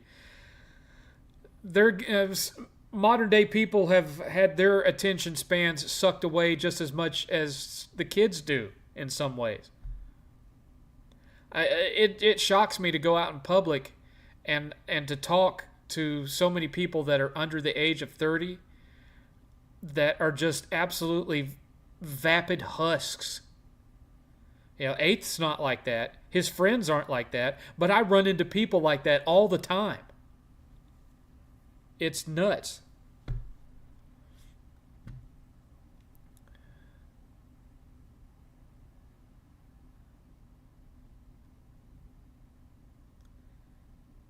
Remember the ABC song on Sesame Street?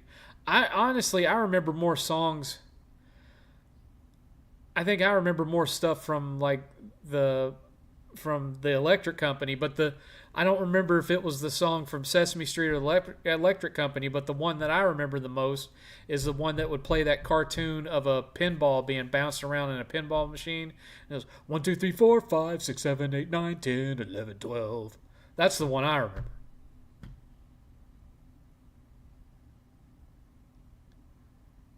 And I also remember on Nickelodeon, it was basically like Canadian Sesame Street. What was it called?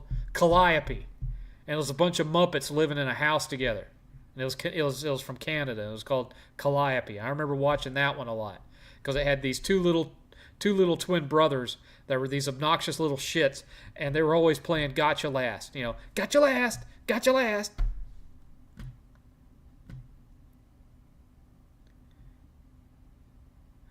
I'd rather show my kids Dragon Tales than Coco Melon.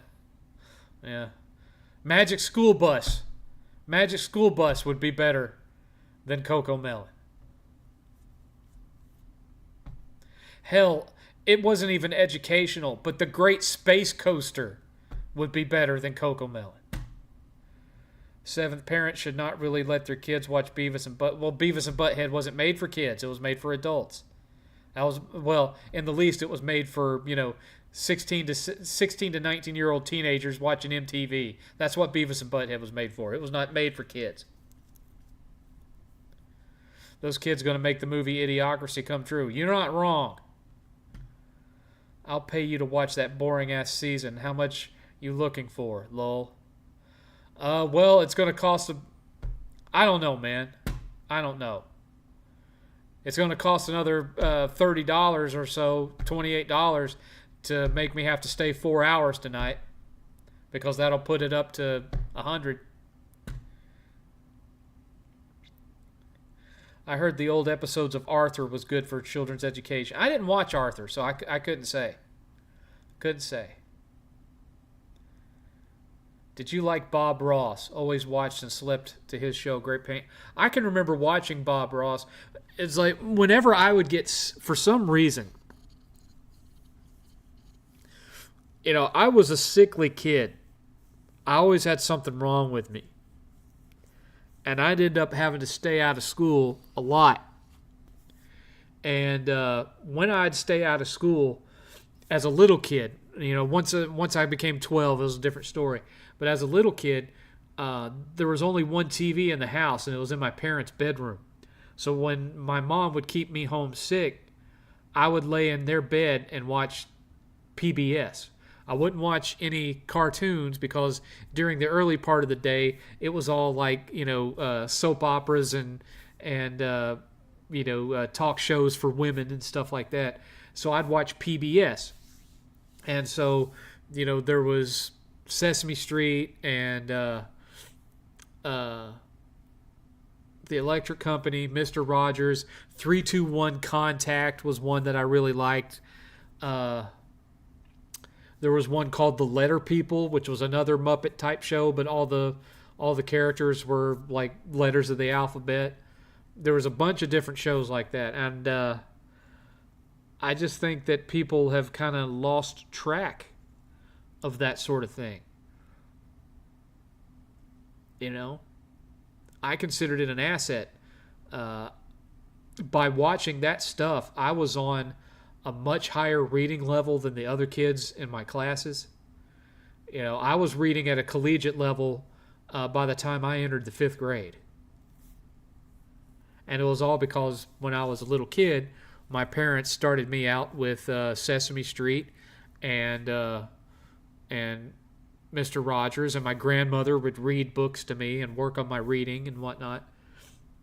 You don't see that kind of thing nowadays, and I wasn't that hands-on with 8th. I'm not claiming that I was a great father. I basically sat him down with Little Big Planet, and he learned math and reading and problem solving and cooperation from playing Little Big Planet.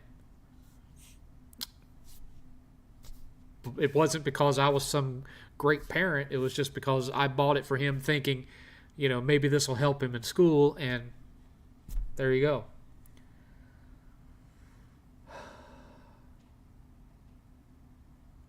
Now I'm like way behind, and I got to catch up.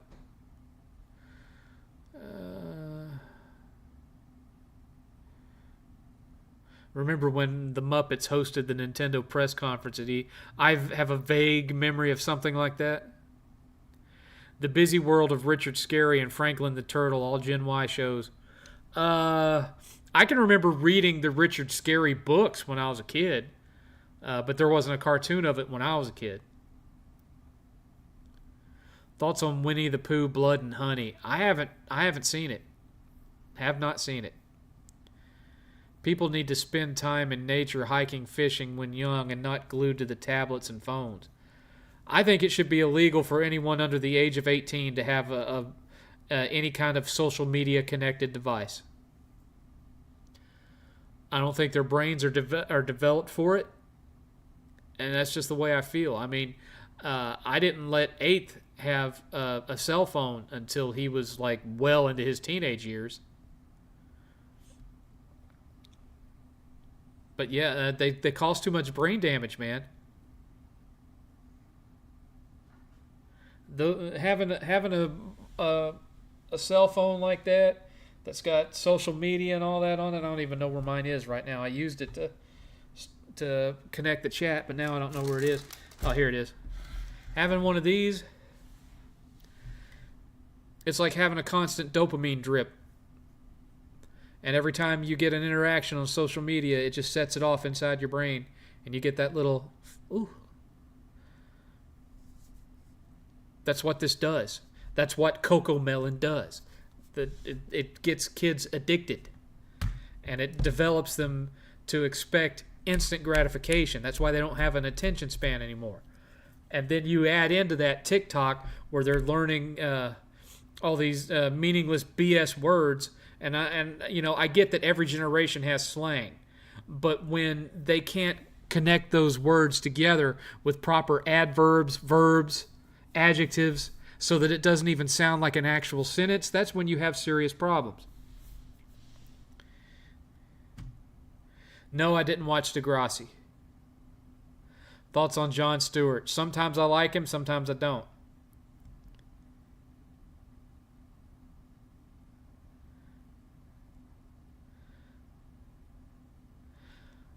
I remember, he didn't have his own show. He would show up on other shows. But I remember Mr. Goodbody.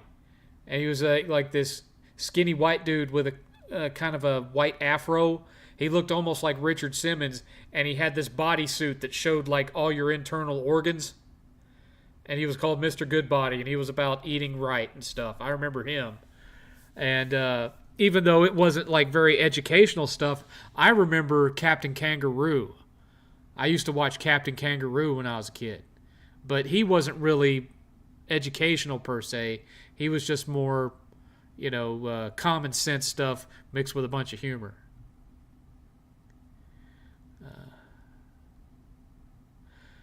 I've never seen the old Electric Company. I've only watched the new one with the black guy who's in that NBC sitcom with Ted Danson.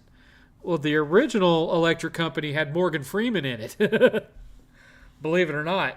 That's where Morgan Freeman got his start. He was on the Electric Company. I don't remember Mr. Dressup. 7th, do you remember the kids' show Cyber Chase? Christopher Lloyd voiced the villain. No. That one would have been after my time. Yes, Bob Ross was the painter. Happy Little Trees. Have you ever snuck a peek into the future of a video game that you were currently playing and saw a playthrough just to see how strong your character would become? No. I don't like to spoil myself. The only time I'll look up something is if I'm stuck and I can't figure out what to do, and I spend more than 2 hours trying to figure it out. Bob Ross, I watch. Yeah. Do you wish we still had gaming manuals? Some games still do come with manuals. Some. But I think it should be the norm. Yes.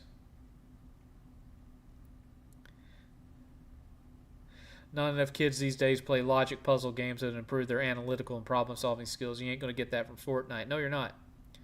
You're not going to get it from Roblox either. I'm going to say it, the smartphone is the tool of the devil. And you're not wrong. Do you think people will compare Astrobot to Astro Boy? No, because they have nothing in common, really. Hello, Chris. Mr. Jackson, sir. I love how 7th keeps it real. I try to.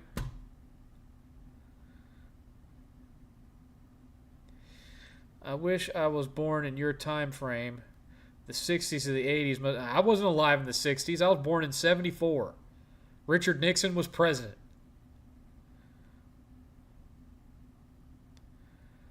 What were your thoughts of Hogan turning heel in 1996 and forming the NWO? I thought it was great at the time. Will you be picking up Kingdom Come Deliverance 2? I didn't really care for the first one too much. It had a lot of nitpicky stuff, like, having to shave every morning and that kind of crap. I do that in real life. I don't want to do that in a game. Morgan Freeman was famous till his 50s, and Sylvester Stallone was homeless when he. Oh, Morgan Freeman wasn't famous until his 50s, and Sylvester Stallone was homeless when he pitched Rocky. Yes.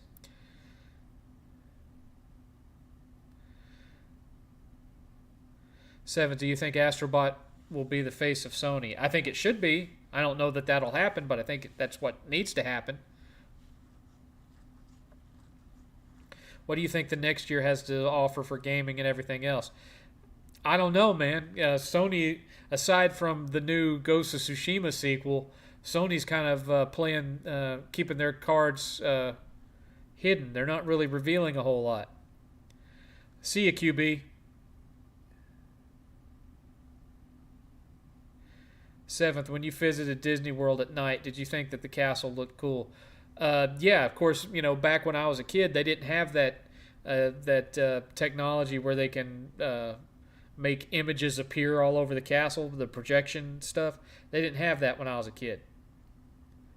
But any of the parks look cool at nighttime because of the way it's lit up, and the music, the mood music changes, and just the smells of all the food that's cooking everywhere.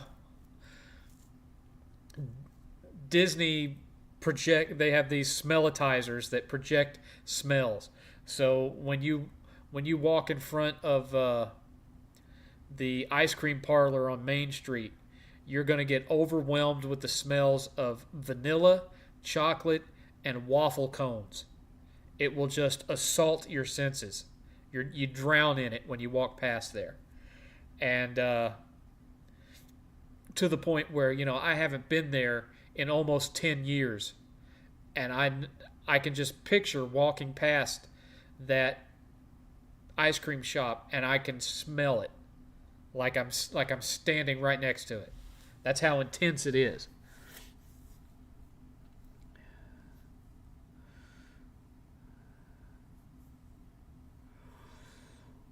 Eternal Sunshine of the Spotless Mind. I didn't have the patience for that movie. It bored me to death.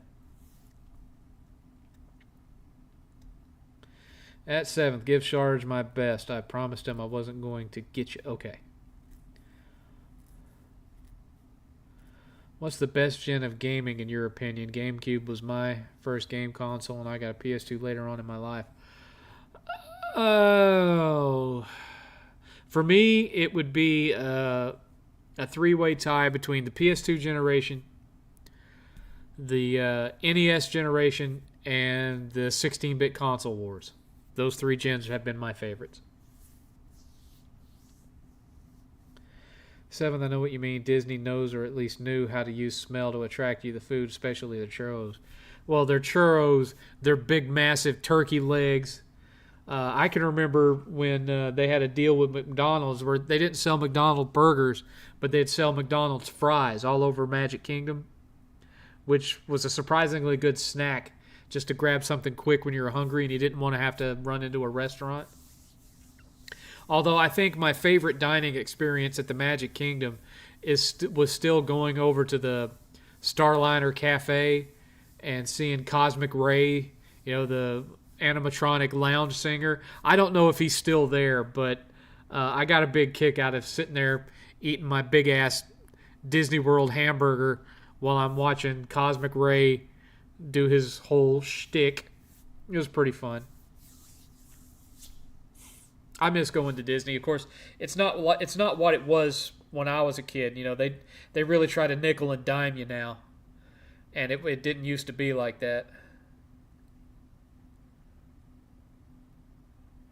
People are perturbed that old celebrities are dying this year, but let me remind you about the mini apocalypse that was 2016. Yeah, there was quite a few celebrity deaths in 2016, as I recall.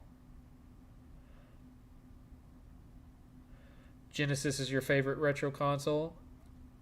It's a good one to have as a favorite. A lot of great games on Genesis. I got 200 of them sitting over there on the shelf.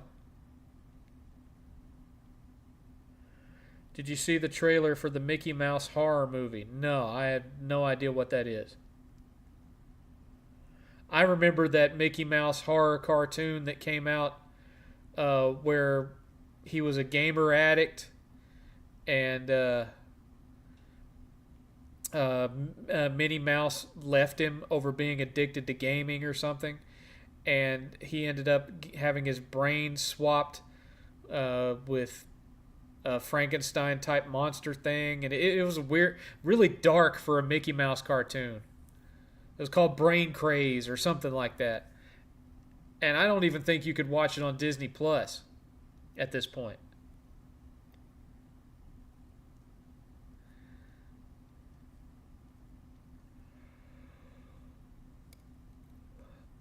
Yeah, the Genesis commercials were fun back then. Sony did the same thing with their PlayStation commercials, PS1, with Crash Bandicoot showing up in the parking lot at Nintendo headquarters in San Francisco or Redmond, Washington, or wherever the hell Redmond.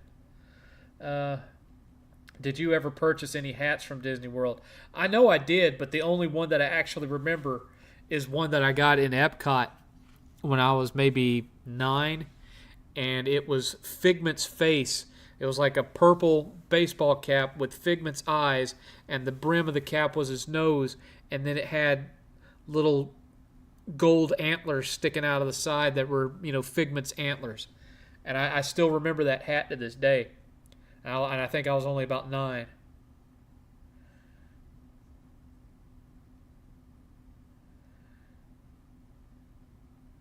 Do you have any thoughts on what's going on with P. Diddy? That's karma, man. That's karma. I was not a follower of his music, so I don't have any kind of feelings about it other than just the general disgust that you'd have over finding out about any kind of sex pest or pedo.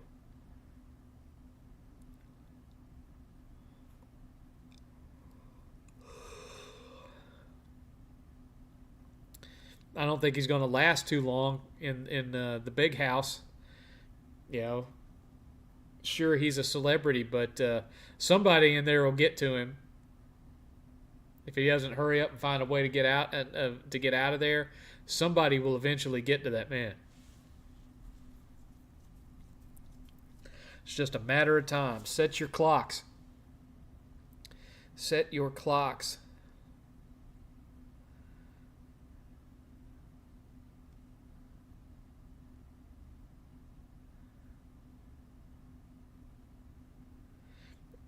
Yeah, they do ask about Diddy every week. Ever since that started, there will be at least one person that asks me what I think about Diddy.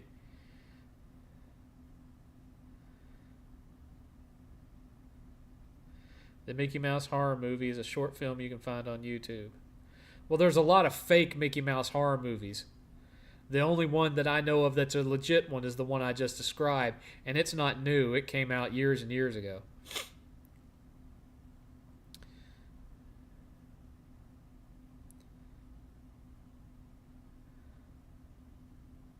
So many memories from Orlando back in '96 when I was 10, when they had arcades at hotels. I remember playing Mortal Kombat. Dude, in 1996, I was 22. And my favorite hotel to stay at Disney World was one that we rarely could afford. So we only got to stay there a handful of times before it became too expensive for us to stay there. And that was the Contemporary. That's the big modern-looking hotel where the monorail runs right through the middle of it. Big A-frame building. We used to stay there when we could afford it, when Disney was having deals. And back in the 80s, they had an arcade, and I've talked about it before, on the ground floor. That was called the Fiesta Fun Center. And it was a massive arcade. You know, it was probably the size of a Dave and Buster's. And it always had the newest arcade games. It had a shooting range in the back that worked just like the one in Frontierland at the Magic Kingdom. It had a small movie theater that showed Disney movies 24/7. It had its own cafeteria. You had an artist in the front that would do caricature work, and he had this big screen above his booth that would show what he was drawing, you know. And it had air hockey, billiards, pinball galore. It was a fantastic arcade. And in 1994 or 5, when they did the first major refit of the Contemporary to modernize its look, they got rid of the Fiesta Fun Center and they replaced it with conference rooms. I was heartbroken. And I've been in much bigger arcades in my life since then. You know, down in Cedar Park, Pinballs is bigger than the Fiesta Fun Center was. But it'll always be my favorite arcade because I just have so many perfect moments in my memory of that place. And, you know, I get a little bit upset just talking about it because, you know, I hated the fact that they took something that was so fun and turned it into conference rooms.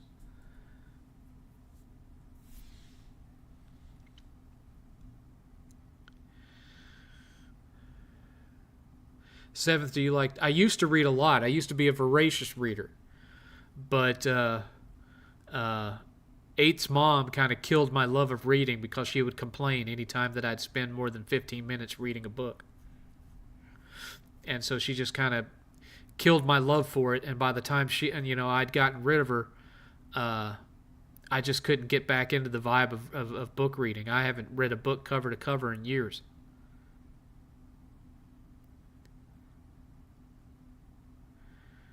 Seventh, which dimension is more creepy and mysterious? The misty dimension from Stephen King's The Mist or the upside down from Stranger Things? I'd say The Mist, because at least in the upside down you can kind of see things coming a little bit more than in The Mist. And in The Mist, it's things from another dimension invading our dimension. It's not you going into another dimension. Have you played A Hat in Time? Yes. I didn't think it was as good as people made it out to be. It didn't hold my attention. Thoughts on Bill Goldberg? Great at presentation, not so great in wrestling skills, which was not his fault. It was just the way he was brought in and the way he was trained or lack thereof. Hi, Sage J. That man is worth $500 million. I think will buy his way out. I hope they get him, but he's got a lot of money. We'll see. It didn't help Epstein, and he did it, Chris. Seventh, did you like Reading Rainbow? Yeah, I liked Reading Rainbow. There was also one, and I can't remember the name of it, but it predated Reading Rainbow. And a guy would be telling you a storybook, and he would draw pictures from the story as he was telling the story. And I mean, if you looked close, you could tell that he was kind of tracing over an already existing picture, but there was just something kind of hypnotic about it. You just sit and listen to the story and just kind of zone out while you're watching him color in these pictures and everything. It was kind of neat, and it predated Reading Rainbow, but I couldn't tell you what the name of it was.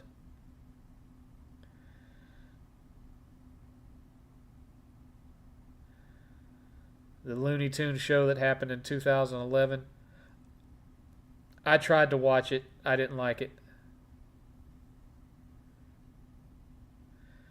I'm not regularly watching WWE right now, Sage. You know, maybe when it hits Netflix I'll watch it, but for the time being I'm not watching it. What's the best controllers for fighting games? A fight stick. Arcade stick. 7, do you think that game Carrion, where you play as a parasitic virus, is a Metroidvania? It sort of is, yeah. You could call it that. I'm not a big fan of it because the controls in it aren't very precise. Your attacks are kind of all over the place because you're a big blob. So I didn't play it for very much. I put a couple of hours into it tops.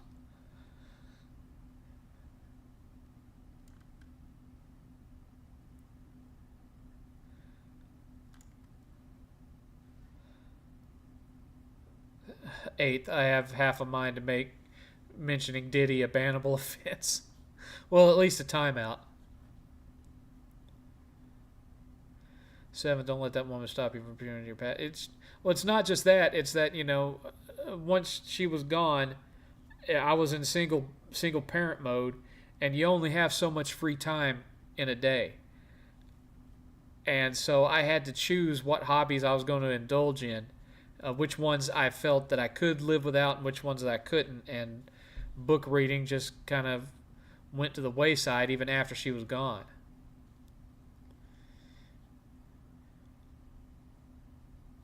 Have you heard of Jay Briscoe?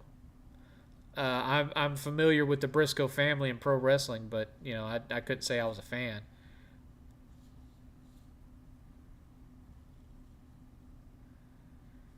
7th, I'm excited for tomorrow. I'm going to get my Alienware 3070 laptop out of storage. I'm going to go stream PC game day crazy. Have fun with that, man.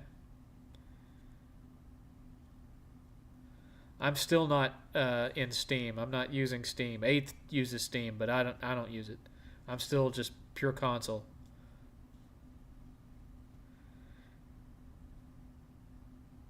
Any more thoughts of having a live cast with 7th where you have guests talking with you? I don't think I'm big enough to pull any guests that you would want to see. Let's see here. Who was the bigger star at their peak, Goldberg or Austin? Without question, it was Austin.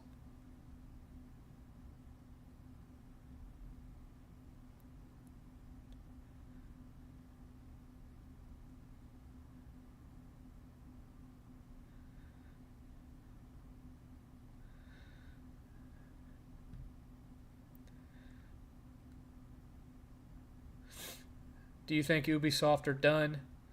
I don't know. It seems that way, but I've been sure of that kind of thing before, and then ended up being wrong. So, favorite Denzel Washington film? Probably his Equalizer trilogy. I like those a lot. Have you played Retroid Prime Remastered or Dread? I have them, but I haven't played them. 8th has. 8th plays Switch a lot more than I do. I have a hard time getting into Switch because they have no trophies or achievements.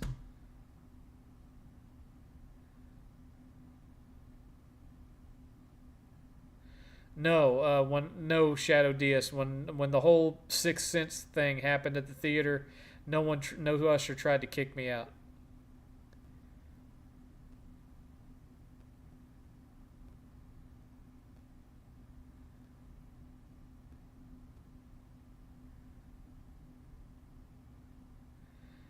Seventh, do you think Will Smith over? Dude, why are you asking about the Will Smith Chris Rock thing? That's what, like 3 years ago now? Isn't that kind of played out?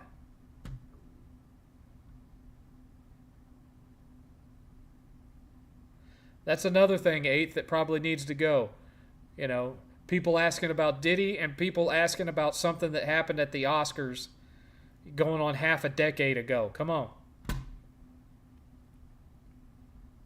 Yes, I saw Equalizer 3. I've not seen the new Equalizer show that had Queen Latifah or whoever it was.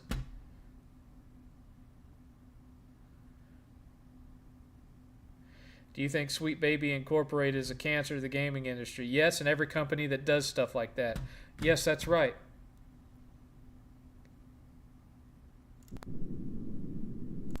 It's not working either. The crap. There we go.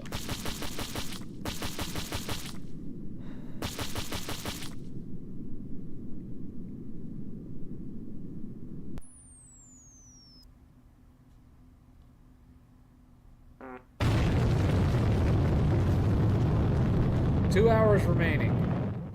We are $28 shy of extending it by another hour.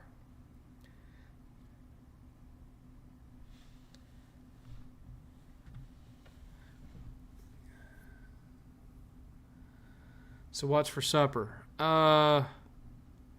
We had a chicken sandwich. We had chicken sandwich. 7th, I'm going to go for a night. Thanks for the stream. See ya, Ultra Steel. Do you like Wendy's chili? It's been so long since I've had it, I couldn't tell you if I liked it or not. I remember liking it when I was a teenager, but I don't know if I'd like it now.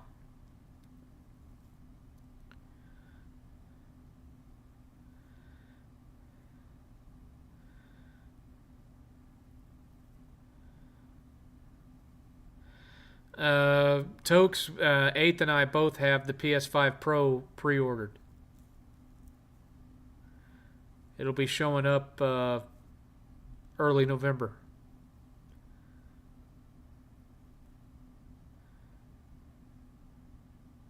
I think it was 3 years ago, Chris G. It was either 2 or 3 years ago. It's been a while.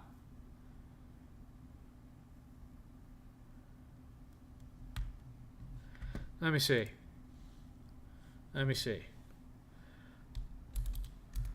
What year was the Chris Rock slap?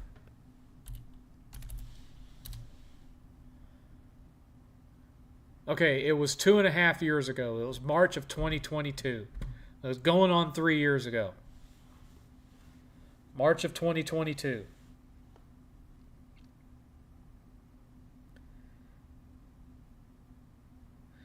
Who do I prefer, Rock or Stone Cold? Stone Cold.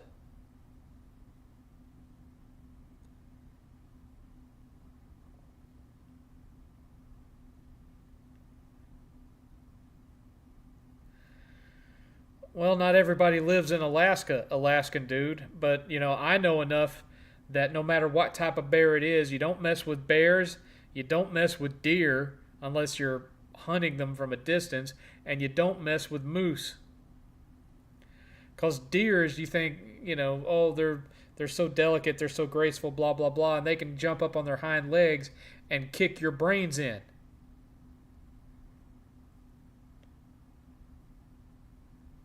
Do you think it's sad that Boogie has become nothing but someone for Keemstar to punish? Yeah, he's just a living punching bag now. Love the neon glow in the back. Yep, that's from my black lights.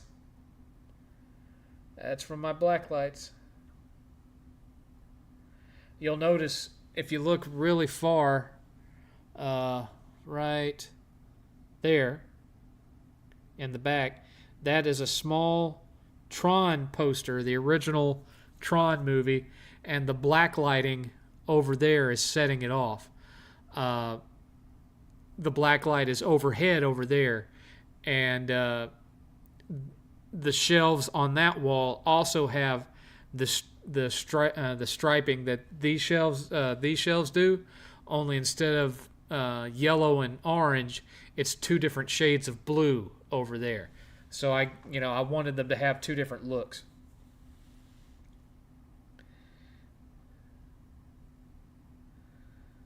Stone Cold is from Texas like you are, but I'm not originally from Texas. I'm originally from Tennessee.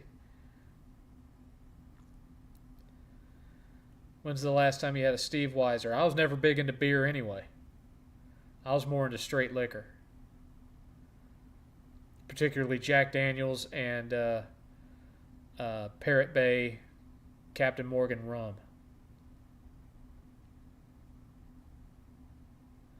I think you'd like how Triple H is running the WWE now, but the talent is still not compelling in my opinion. That's something they're going to have to work on. Who do you prefer, Doink the Clown or Papa Shango? I wasn't particularly fond of either one of them. I preferred Papa Shango when he became the Godfather. Boogie versus Tipster. Oh. I had some interaction with Tipster when he was just another retro game guy.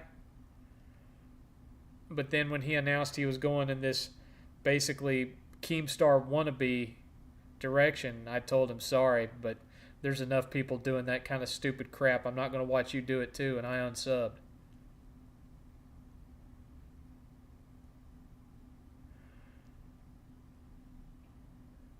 Do you prefer wild or farmed raised salmon? I don't eat seafood, so neither.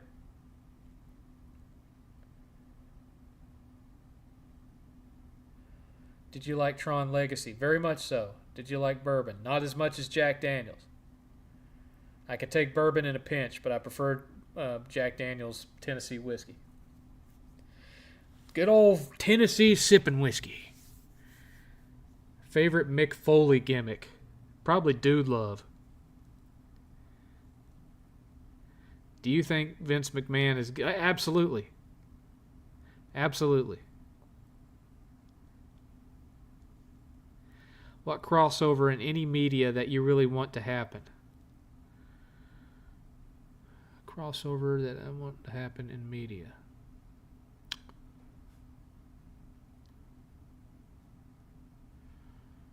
I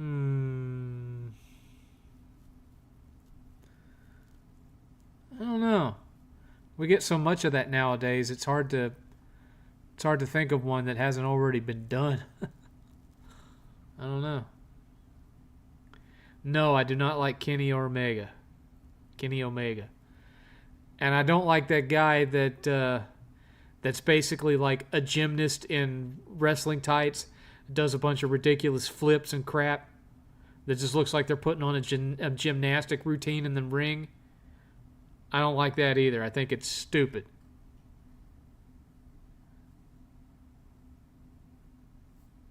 No one would actually fight like that. It's like taking what luchadors do and making it ridiculous looking. It's terrible. Do you think WCW should have ended the storyline after Starrcade when Sting won the title? Absolutely. Dude loved dancing with Vince McMahon was gold.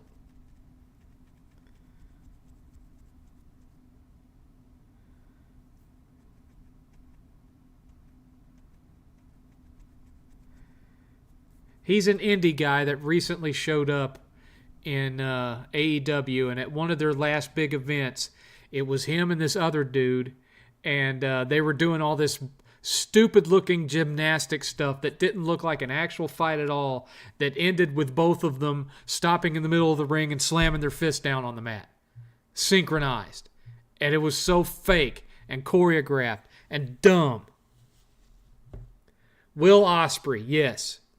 He's a piece of shit. He's a gymnast. He's not a wrestler. He's a gymnast. He makes it look fake. He makes it look cheap.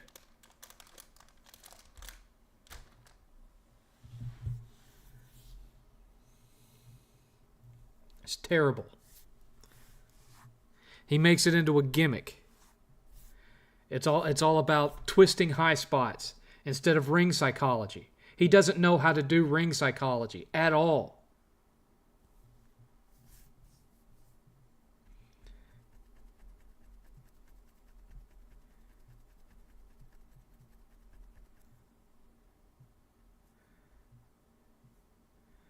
Who's your favorite female wrestler?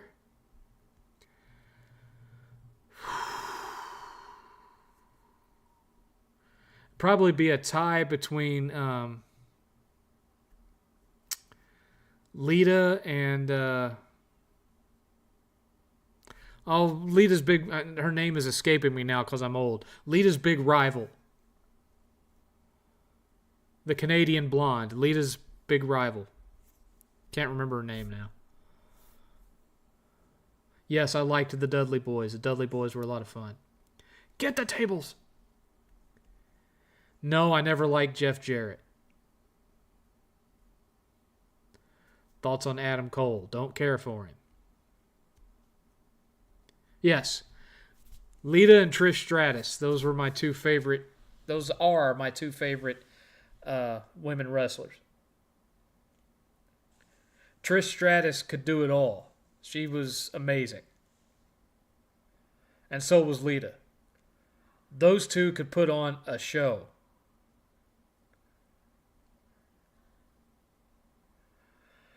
Yeah, well, Nicholas, you wouldn't know it watching him in AEW, and you wouldn't know it watching him on the Indies either. He does that same stupid crap in the Indies. It looks fake as hell. I will never support it. It makes a mockery of pro wrestling.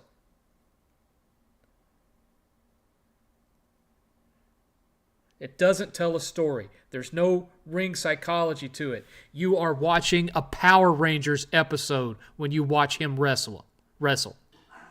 It's dog crap. And it's indefensible.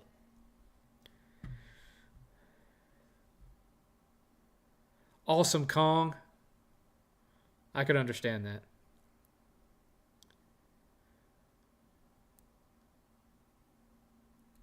I could understand that. Clean frame. I still want Star Wars versus Star Trek to happen. Like, what if one of the captains from the fleet gets the power of the Force?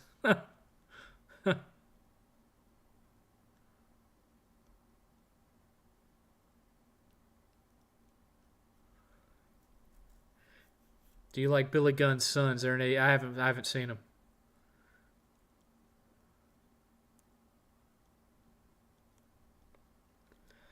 Look, Nick, it's real simple, man. The Rock knows ring psychology.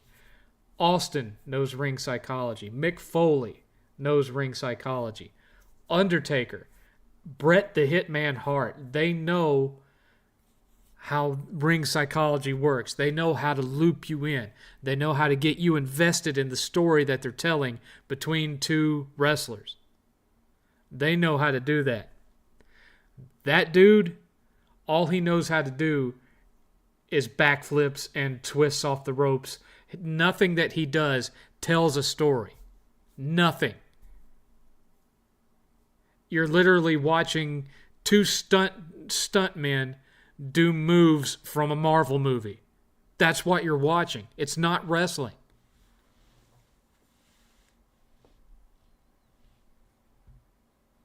I'm not the only one that feels that way.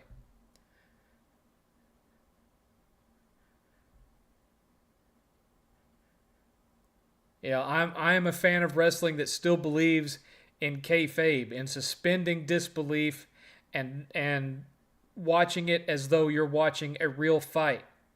You cannot do that when watching that guy. You simply can't. Every single thing he does says, this is a show. I am putting on an exhibition of my acrobatic skill. None of it tells a story. None of it manipulates the audience the way wrestling should. It's just backflips and choreographed, synchronized moves. That's all it is. It's like when Tony Jaa used to go out to like malls and stuff and put on performances of him doing martial arts moves on nobody. Just doing flips and kicks and stuff. That's what it is. It's not pro wrestling.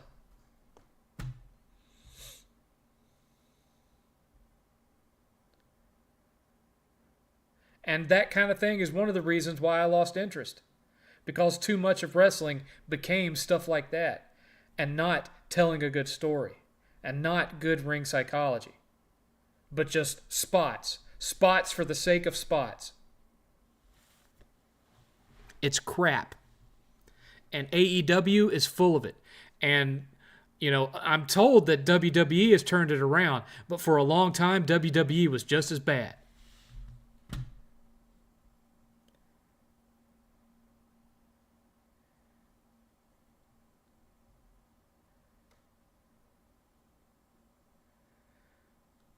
Seventh, mentally Mitch is back roasting on P. Diddy. Hell of a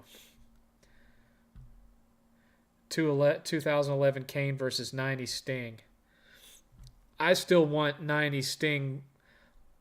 I want Crow Sting versus Undertaker. We'll never get it now, but that's what I wish we would have gotten. That's what should have happened when he came back to WWE. Why it didn't, that should have been that WrestleMania. If they were so insistent on Sting doing the job in WWE, it should have been Sting and Undertaker. And he does the job to Undertaker. That's what should have happened. That would have been a good ending of his career. But no.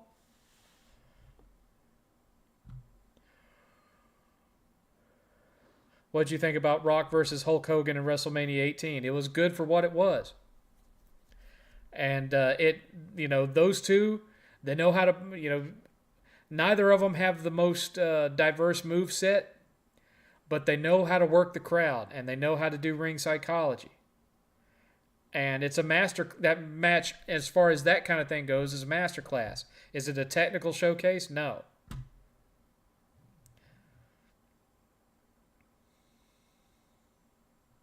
Attitude Era was fun, but they did go too far with it more than once.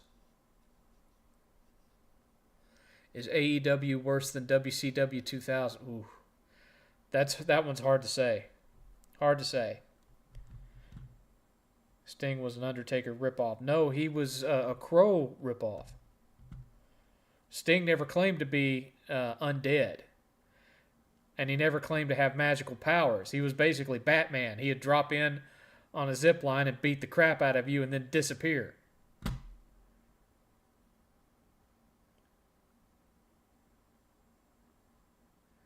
New technology of new advanced showers make me jealous. Over 2,000 to 3,000 for that stuff. I'd like to replace the tub that I have with a walk-in zero-entry shower, but I don't have the money to do it. 7th threw on JBL. I never was a huge fan of JBL because basically, he was all mouth and clothesline, and that was all there was to him. Do you think Brock Lesnar was the right person to end this? No. No.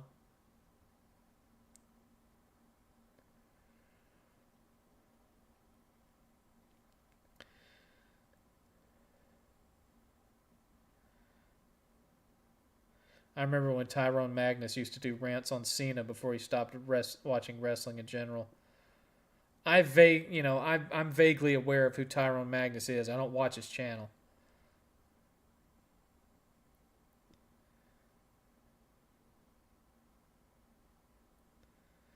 I don't think if he had lived that he would have done a sequel to The Crow, that being Brandon Lee, Chris, because that would have defeated the point of the story. But I'm sure he would have gone on to make more of that style of an action film, darker, brooding stuff. He probably, even at the age that he would have been at now, I could picture him having some role in the MCU on some level. I don't know what character he would play, but I have a feeling that he would have. I feel like, his career probably would have been on a similar trajectory to Jason Scott Lee, but he would have picked better roles. And Jason Scott Lee didn't always pick the right stuff for himself. But of course, with the market being the way it is, maybe he just didn't have a whole lot to pick from.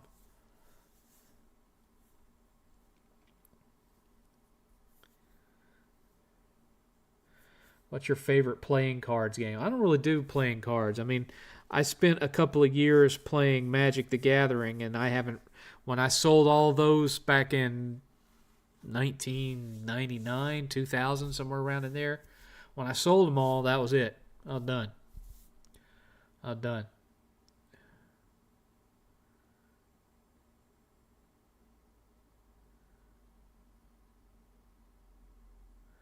Women and children love John Cena. Yeah. The older he gets, though, the more he looks like Ernest, Jim Varney. Who's the best horror movie director in your opinion? The best one working today, Fede Alvarez. Of all time? That's a little bit harder to say.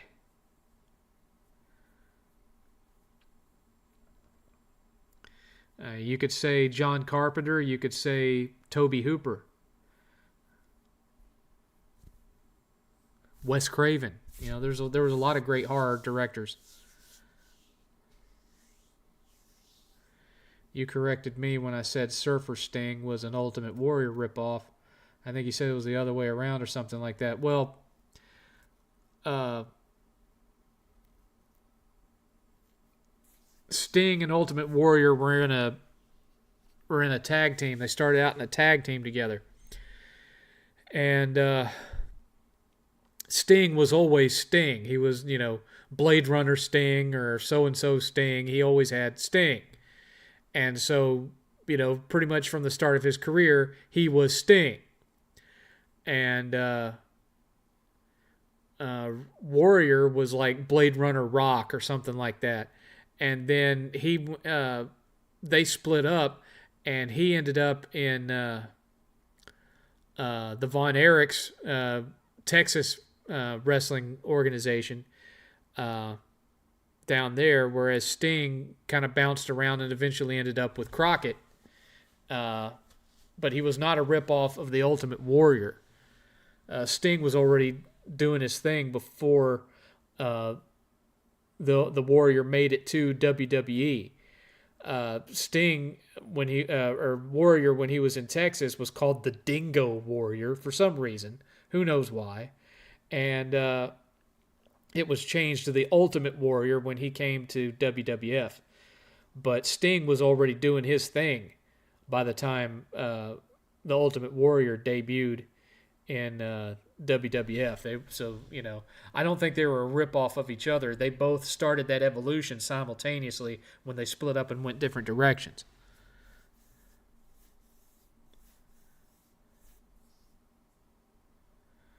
I know it's very late, but special shout out to Papa. I don't think he's even in here tonight. 7th Jeff Jarrett is way better than John Cena. Well, I didn't say I was a fan of either one.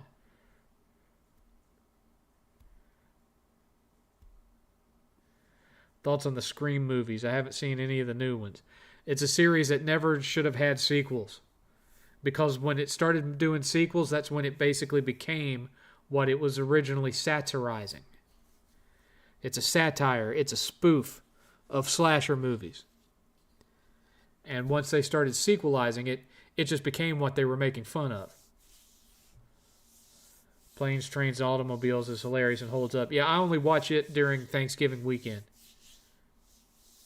Did you like the film 2012? It's ridiculous, but it's fun. It's an absolutely ridiculous, unbelievable film, but that is true of most Roland Emmerich films, and I enjoyed it for what it was. Thanks for the recommendation of Dutch. Dutch is a great movie. That's my favorite Thanksgiving movie, is Dutch. Typically, I'll watch 4 movies on Thanksgiving.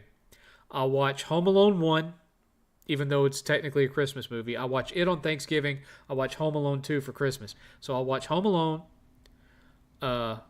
actually 5 movies. Home Alone, Planes, Trains, and Automobiles, Uncle Buck, Dutch, and damn, the other one just slipped my mind. Shh. I had it, and now it's gone. It's just zipped out of my brain. That's going to annoy me now. That is going to annoy me that I can't think of it. I had it right there, and it just went right out. Favorite snack? Usually, if I'm hungry for something, and I'm not hungry for anything in particular, and I don't want to eat something that's heavy, I'll just eat a small bowl of cereal.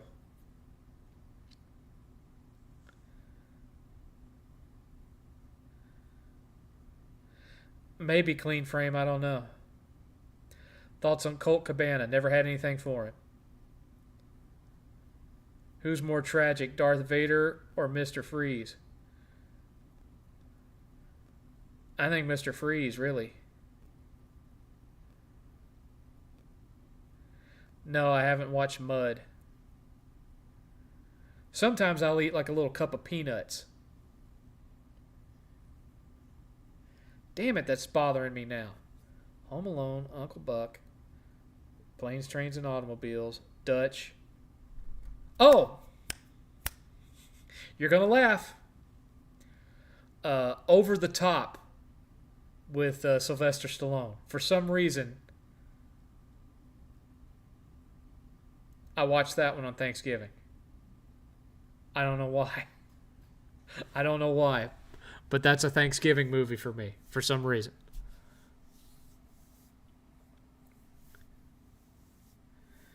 Is Spawn similar to the video game Infamous?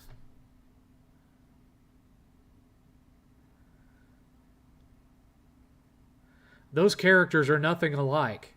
And to my knowledge, there has not been a Spawn video game that plays anything like Infamous, so I don't know where you're getting that.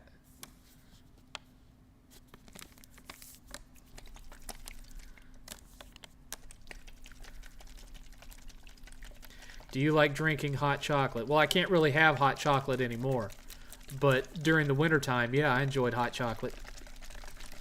Don't worry, this is sugar-free. Sugar-free. I remind you of Bull Hurley. I am nowhere near as big as Bull Hurley. Come on, son.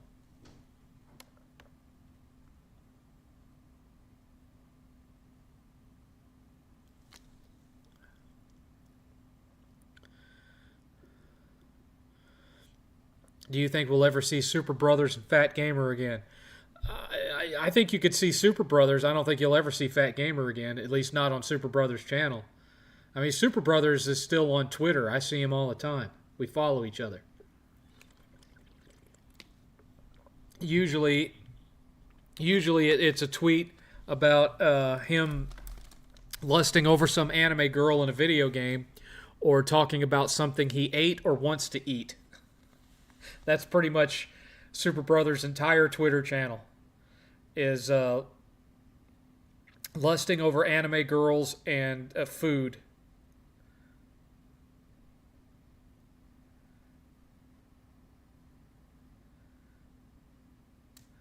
Did you like The Sopranos or Breaking Bad? I liked Breaking Bad. Sopranos bored me. I tried to get into it, but him visiting his shrink just took me right out of it. Couldn't deal with it. Couldn't deal with it.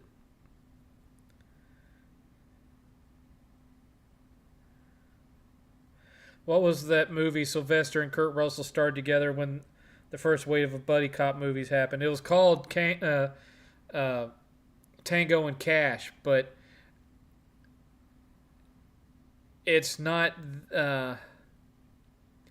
I wouldn't say it was part of the first wave because it came out well after Lethal Weapon happened. Do my tweets show up on your feed? I don't know. What's your Twitter handle? Did you ever see the horror movie Smile? Yes, I didn't like it. It had a cool looking monster at the end of it, and that was the extent of that film. It shocks me that it's getting a sequel. See you later, Chris. Thoughts on Marlin Gaming Nation? I have no idea what that is.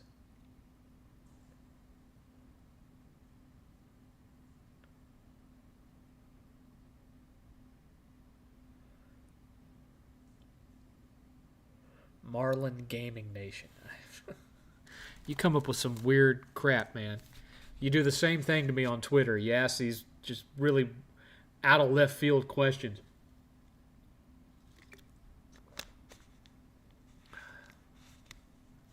No, I've never watched Last Tango in Paris. It's not my kind of movie. Not my kind of movie at all. I'm going to make a note to myself that I have to do a review of Hell Pie. Luckily, I already have the game. Luckily. Wait, what is this? What is this? What?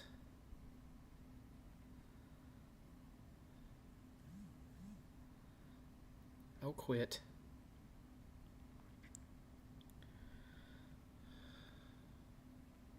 Oh, yeah. Okay. All right.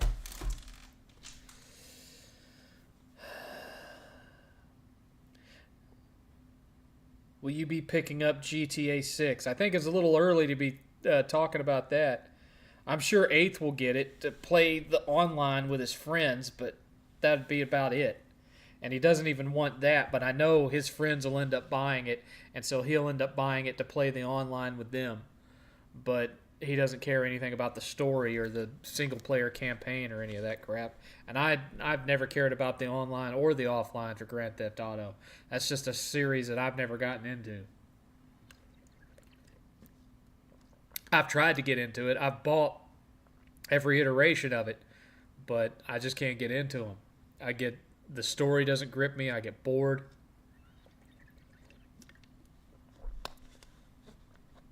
Keep in mind, I don't like heist movies and stuff like that. The closest I get to that kind of thing is really liking organized crime stuff, like Goodfellas, that kind of thing.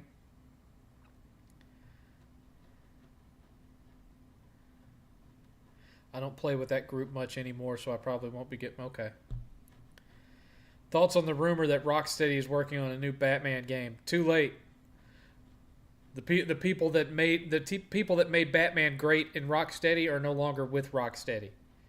It's too late, man. That ship has sailed.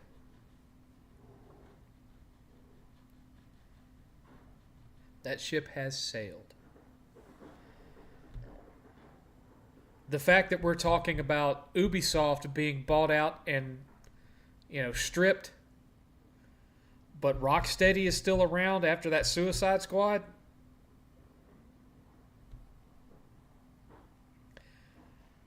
It shocks me that they're still in business, to be honest. That is shocking. Shocking! Shocking. Man, I could go for some pizza. I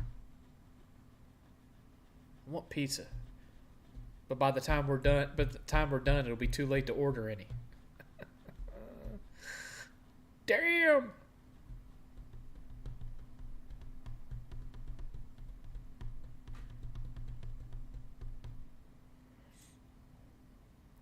Insomniac needs to make a new Incredible Hulk game. I'm sure they could. I remember there was a rumor, though, that one of the studios with Microsoft had gotten the rights to Hulk. But apparently that wasn't true because there hasn't been any word of it since that rumor went out. Let me put you onto a movie essayist that specializes in 80s movies, but sometimes ventures into any movie subject he's feeling at the time. His name is Patrick H. Willems. Patrick H. Willems. I may already know this guy. Hold on a second. YouTube. Patrick H. Willems. See if it's who I think he is. No, it's not. This is a different dude.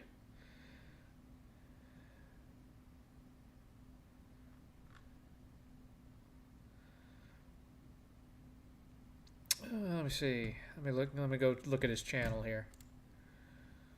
Let's see here. Francis Ford Coppola. Talking about Zack Snyder. Vibes over plot. Money drop. Yeah, I might check him out. It looks like I have watched one video of his. I watched his video about Streets of Fire, which I love. Streets of Fire. I have that movie. It's a great movie. If you've never seen Streets of Fire, it's as an 80s movie, it's kind of hard to top. It's great.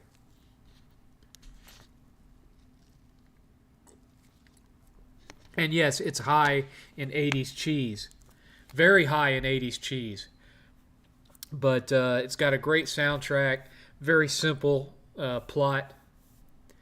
And if you've never seen Streets of Fire, you need to watch it. I love the Ratchet and Clank games.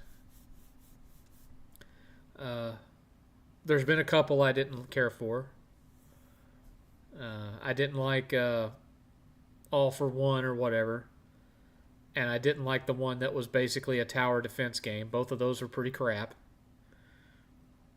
Into the Nexus was okay, but it was short and it had a 30 frames per second frame rate. Because for some reason, their director, Steve Price or whatever his name, I can't even remember his name now, but at one point he was like, I don't really think that 60 frames per second is as important in this generation as others seem to think.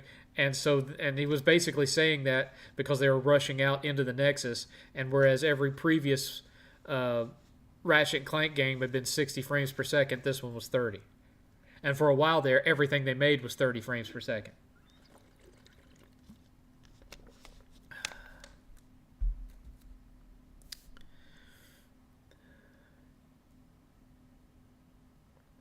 Seventh, did you say you pre-ordered 2 Pros and the respective disk drives? I think people are going to get a rude awakening trying to resell the $500 Slim with no drive. Yeah, we got 2 external drives and 2... The external drives are already here. The Pros come next month. I came into some money. I figured might as well. My regular PS4... my regular PS5 is, effectively 4 years old. It could probably use a break. It's time to get new hardware. I always tend to buy a new console when I hit that 4 to 5 year mark because I don't want the one that I have to wear out, so I can put it on the shelf, have it as a backup. Maybe I'll take that PS5 and set it on the side over here, and I can use it for streaming PS5 games. Who knows? I've already got the Poly Mega. I've already got this hard drive with every arcade game ever on it. I'm slowly getting set up to where I could stream just about anything that I wanted to stream, except PC games, because, of course, I don't have a Steam account.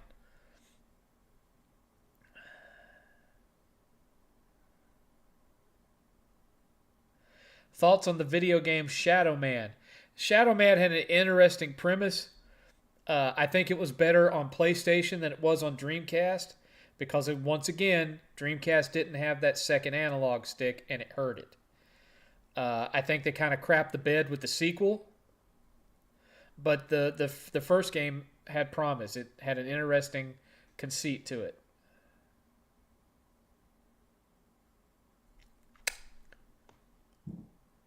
Magic powers.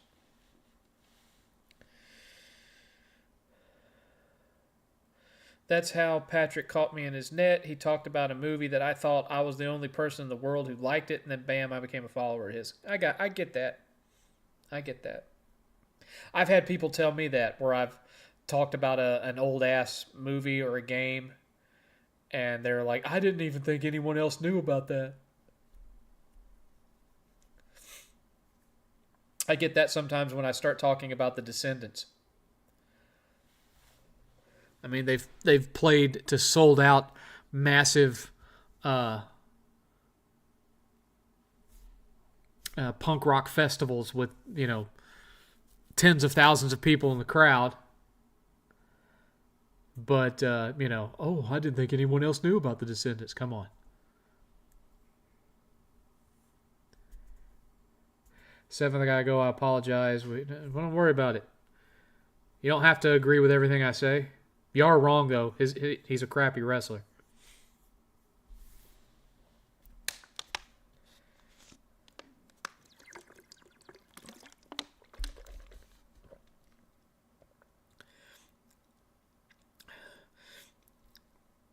I can sum up his wrestling career by paraphrasing a line from the Thomas Dolby song, Blinded Me with Science. He blinded me with bullshit!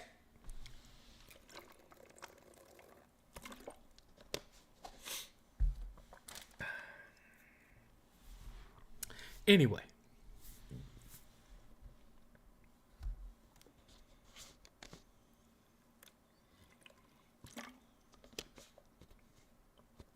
I imagine a lot of you aren't old enough to know the song that I'm talking about. It was a song by Thomas Dolby called Blinded Me with Science, and it was used as the theme song for an old 80s TV show called Misfits of Science, or at least it was the theme song for the 2-hour pilot TV movie that became the show.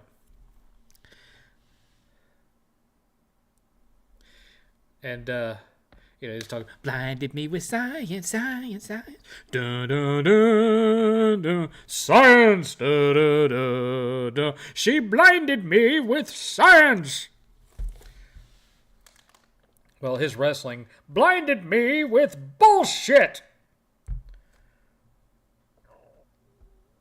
Blind me with pepper spray. Kind of the same thing, yeah. Maybe that inspired that line. Maybe Thomas Dolby inspired Jim Carrey's line.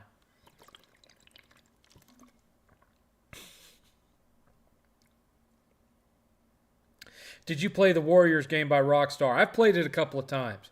I mean, it's basically a beat 'em up. I used to own it. I don't currently own it. You were a fan of Stranger Things, right? Well, I mean, it's a bunch of member berries for the most part, but yeah, it's pretty good.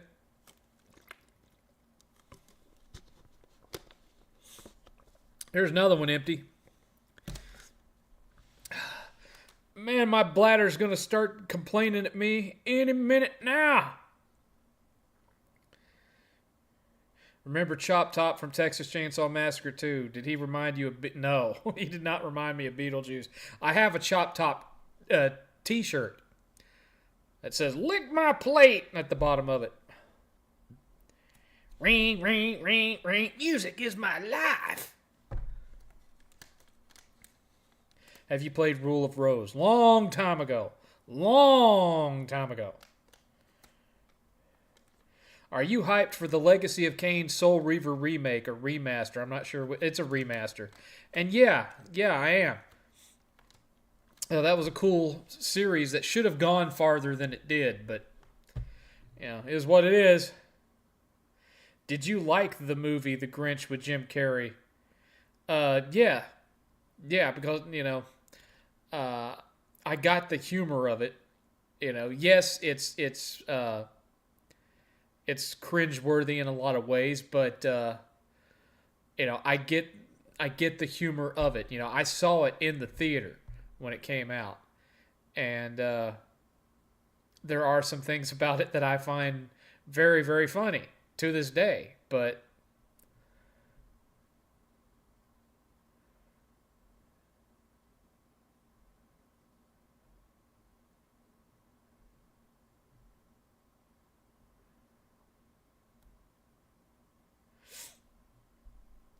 yeah, I like Chop Chop. Chop Top's one of my favorites. Texas Chainsaw Massacre 2 is one of my favorites. Like I said, I've got an autographed picture sitting under my TV over there from Carolyn Williams, the actress that played Stretch. She was one of my puberty crushes. It was her and Monique from Better Off Dead and Nancy from Nightmare on Elm Street. Those are my three puberty crushes. And I've met Heather Langenkamp, and I've met Carolyn Williams. I have not met Diane Franklin, who played Monique. I tell you who I have met, though. What was her name? Heather Thompson, the one who played Marty's mom in Back to the Future, and played the rocker girl in Howard the Duck. I've met her. It's something Thompson. I can't remember her first name now. I thought it was Heather, but I could be wrong. I've met her. But I haven't met Diane Franklin. Monique from Better Off Dead. I met Heather Langenkamp and Carolyn Williams at the same horror convention, and I feel bad to this day because I accidentally goosed Heather Langenkamp in the ass, because it was me and my common-law wife at the time and Eighth, and we were all getting our picture together with Heather. And so I was on Heather's left, my wife was on the right, and Eighth was in front because he was still a little guy at the time. And so I was standing with my arms down, and so I went to raise my arm because we were both putting our arms around Heather in the middle. And when I did that, I didn't realize how close I was to her backside, and I sent my thumb right up her ass crack. I was so embarrassed. She was a pro, though. She acted like she didn't notice. Like nothing happened. I was so embarrassed. Because, I mean, she's in her 60s now. And here I am, accidentally cramming my thumb in her butt. I mean, it was embarrassing. Luckily, nothing like that happened with Carolyn Williams. But, you can barely recognize Carolyn Williams now because I met her in 2014, and since then, she's had a lot of plastic surgery work, so she doesn't really look like herself anymore. It's a shame, but, is what it is. Chop Top was the best. I liked everything about Texas Chainsaw Massacre 2. It's my favorite. And that's coming from someone who just, up until May, lived right down the street from the cemetery that they filmed the opening of the original Texas Chainsaw Massacre in. I lived just a few blocks from that cemetery. But I prefer Texas Chainsaw Massacre 2 because I have a soft spot in my heart for horror comedy. I just really, really love that film. I think it makes a great double feature with Evil Dead 2.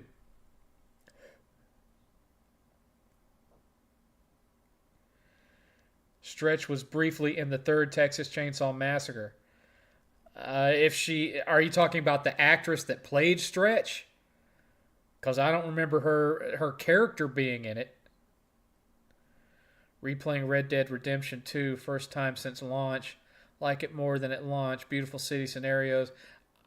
I'm not saying that, some of the performances are great. The graphics were good. But the plot and the gameplay was rough. I mean, I made a video about it. You can go watch it. It's still there. I'm lucky I didn't get it. Well, this was 2014, right at the start of the whole, politically correct thing. Meanwhile, there was like this local actors troupe or whatever who were there in town doing a live Rocky Horror Picture Show thing. And when they went to take a picture with me, they were all over me, man. They were groping my ass, and I was still, I wasn't thin then either, and they were all over me. The guy too, but that's Rocky Horror for you, I guess.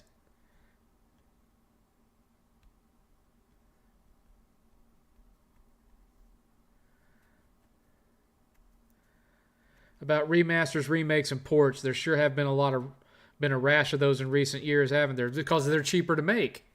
They're cheaper to make, and they make good filler in between big projects. That's why Sony has invested so much in companies that specialize in remakes, which they have at least two of them. They have that Nix's and Blue Point that made the Demon Souls remake, and it's been rumored that the studio that did Days Gone, that they worked on some remake stuff in regards to Uncharted, and then it got canceled. So who knows? But, it's an easy... they make money, and they don't cost as much to make, and they don't take as long to make.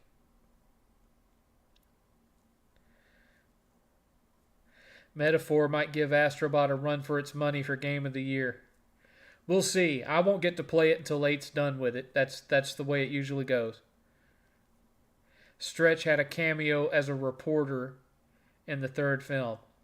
I didn't like the third film. I'll have to go back and watch it. I'll bet you that it wasn't Stretch. It was just Carolyn Williams playing a reporter. But I'll bet it wasn't actually Stretch.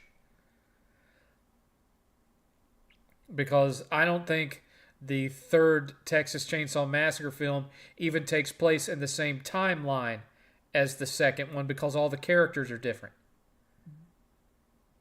That's one of the things that I don't like about the Texas Chainsaw Massacre movies. Only the first one and the second one have any sense of continuity to them at all. The second one, even though it's a comedy, is a direct sequel to the first one. And then after that, they just kept changing it and changing it and changing it and changing it. Remember Stretch and Chop Top. Good night.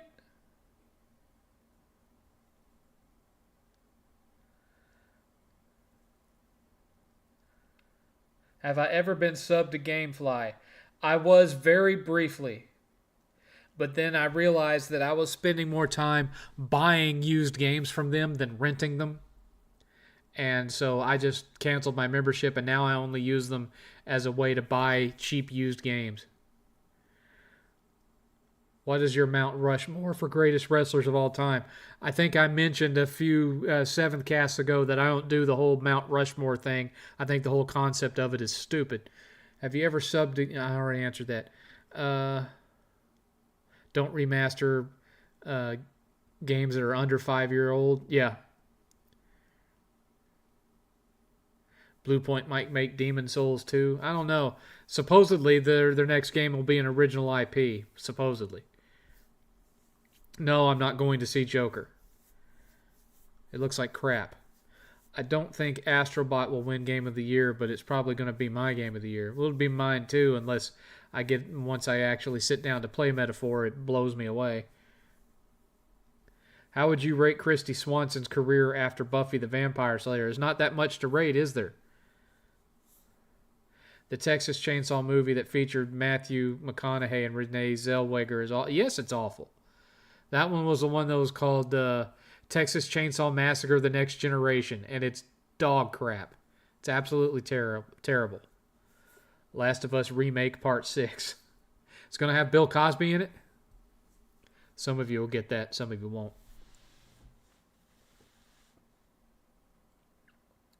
Up. Hang on, guys. Hang on.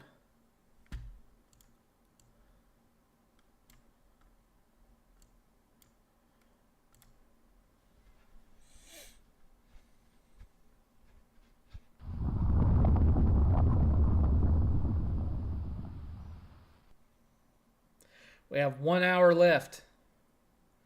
And that's due to Richard's donations earlier.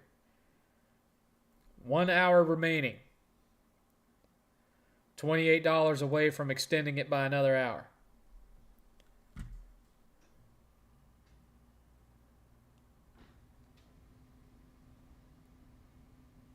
So, keep your questions coming. Keep them coming.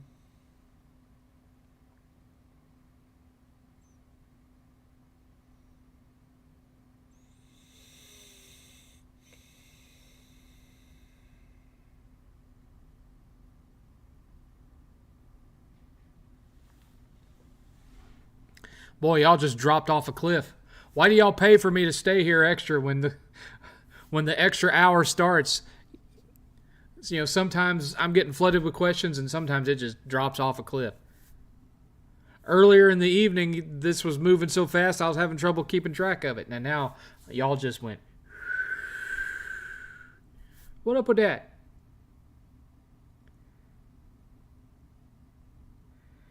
Remember the 4 Texas Chainsaw Massacre Pop Goes the Week. What? No, I don't know what you're talking about there.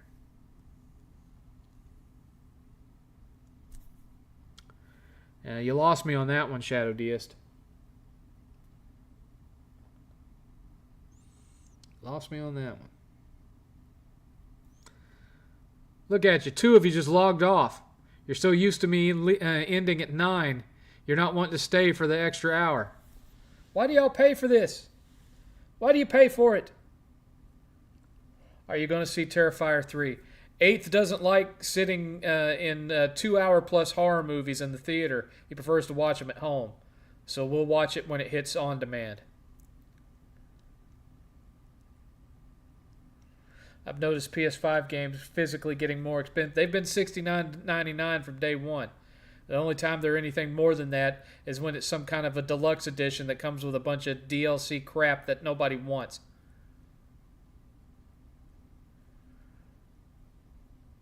Every game that I've bought for PS5 has been $69.99 or less, unless it was a collector's edition.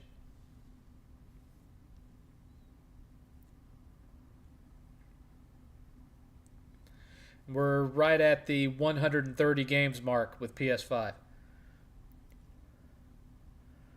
Christy Swanson was in Eight Heads in a Duffel Bag. I vaguely remember that movie. Vaguely remember it. Been a long time. Been a long time since I watched that one.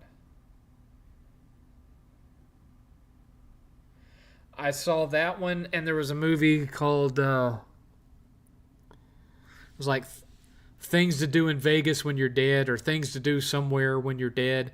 I saw both of those right around the same time. So sometimes I actually get the two of them confused.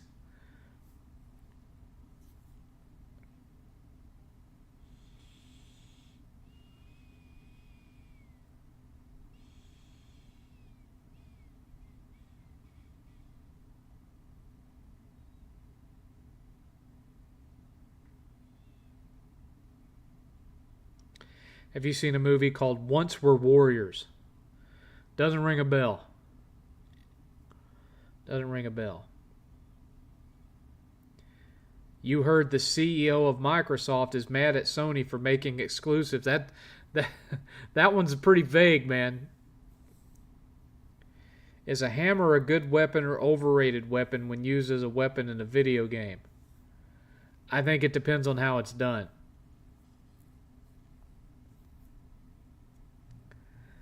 These anime games where you have these spindly little characters wielding this massive 400-pound hammer, and it takes them forever to swing it. I'm not a big fan of that. Not a big fan of that. Why is my phone buzzing? What do you want now? Nobody ever leave me alone.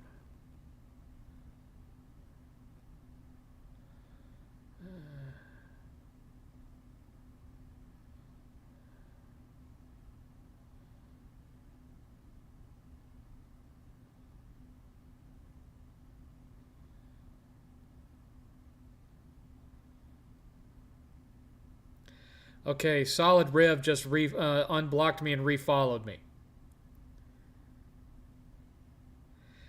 He did not post to say why he blocked me in the first place. I'm thinking he accidentally did it. He did it by accident. I'm thinking he probably saw that comment and thought it was just some internet troll, didn't see the name that posted it, and he blocked me. But he's unblocked me now.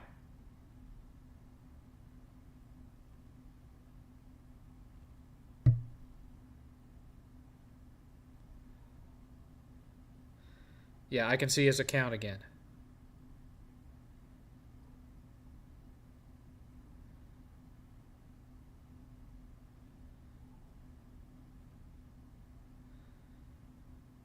Two days ago, he said, "Sun is coming up. Minimal damage to the house. Family and friends are safe. God is good."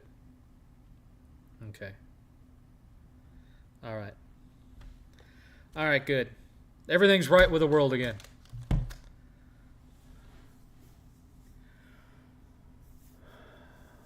Now, let's catch up here.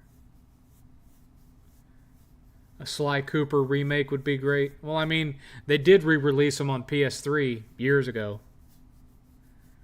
Is Harley Quinn the best DC female villain ever? No. Hell, I think even Poison Ivy is better than Harley Quinn. The original Poison Ivy.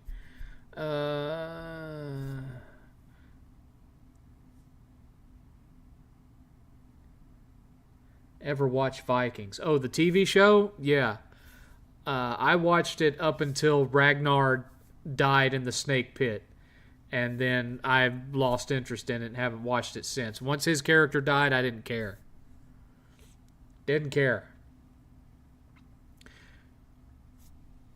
What can I say?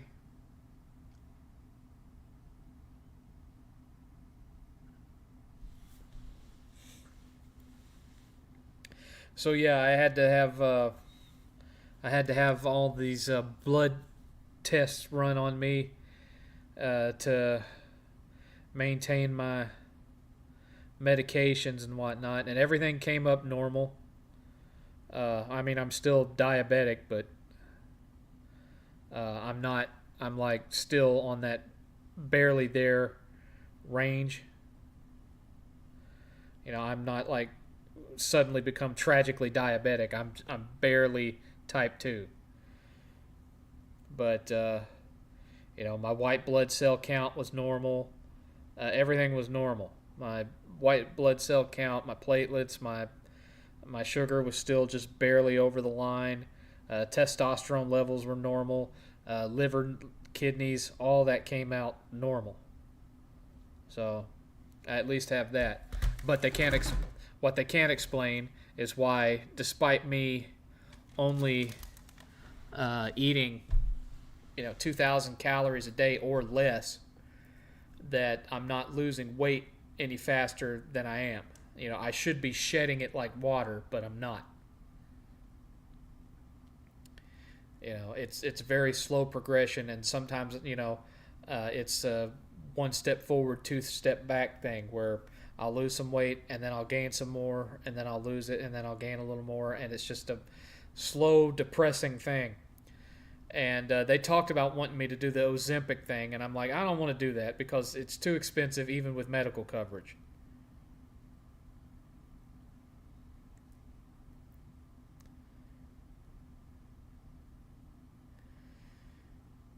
Getting into welding, it makes good money. Trades in general are undervalued.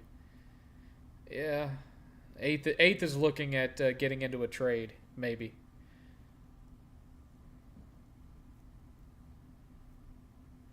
Jack and Daxter died right after Uncharted became popular. Well, I guess after we already did the 1 hour warning, Chris. We did it a few minutes ago. There are 2 free-to-play games that I want you to do a versus review on. They're called The First Descendant and Zenless Zone Zero. Since they're free-to-play, I'll spot you $5 for your time. I don't have any interest in playing either one of those. I've seen videos of them. They're not my kind of thing.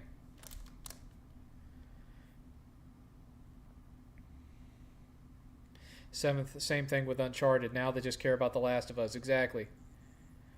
Why is crunchy peanut butter superior to creamy peanut butter? I have no idea. I don't eat either one.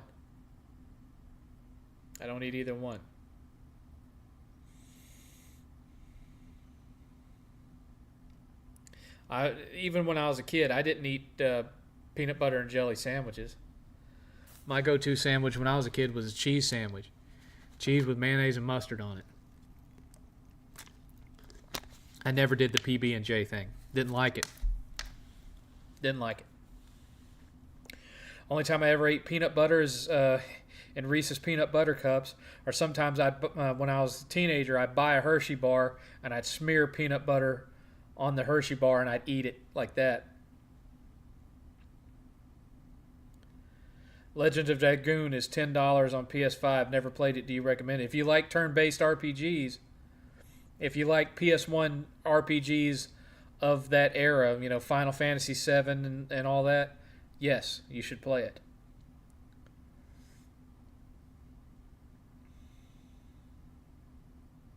You should definitely play it.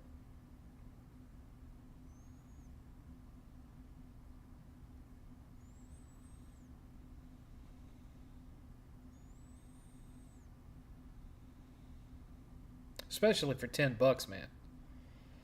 $10, what you got to lose?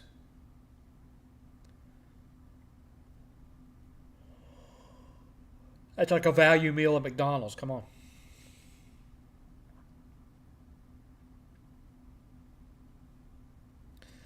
Is the Chuck E. Cheese movie worse than The Room and Battlefield Earth? Yes.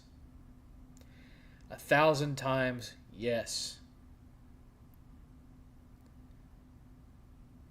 7th, do you think Dr. Loomis is the best horror movie hero of all time? No.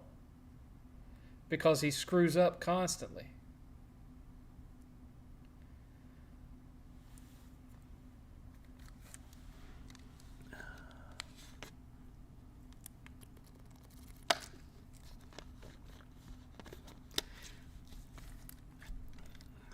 He was obsessed.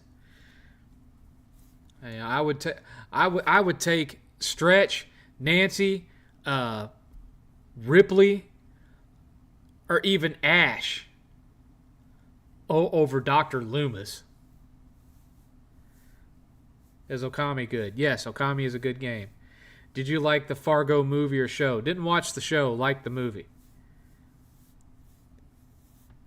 Got the Pac-Man World remake, good game. I think I have that, but 8th has it upstairs.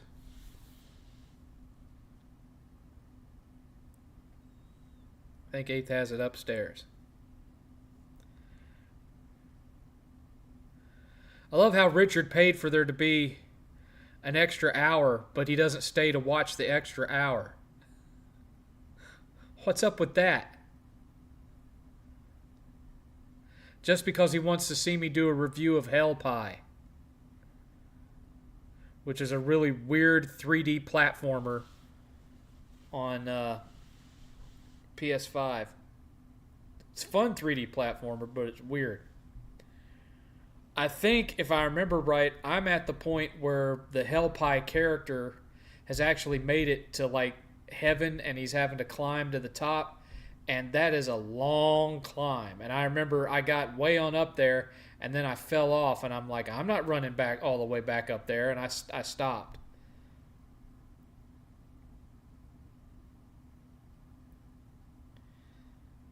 Do you like Game of Thrones and House of Cards? I liked Game of Thrones up until like the last probably 2 seasons, and I liked Game of Thrones up until the point, or House of Cards up until the point where Kevin Spacey destroyed his own life.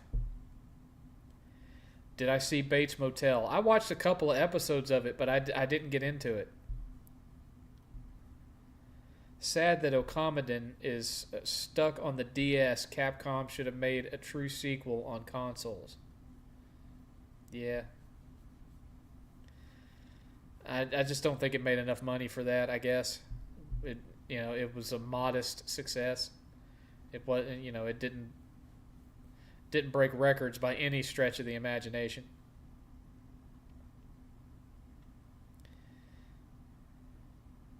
If they were to remake Legend of Dragoon, will they go straight up action RPG with it and drop the rhythm button pressing mechanic, or use it sparingly? I think they would have to incorporate some level of it. I don't think they would go like Final Fantasy VII with it. I think it would probably be closer to this new Metaphor game. Sequel to Astrobot should have more levels of older mascots, Ratchet and Clank levels, Sly Cooper, etc.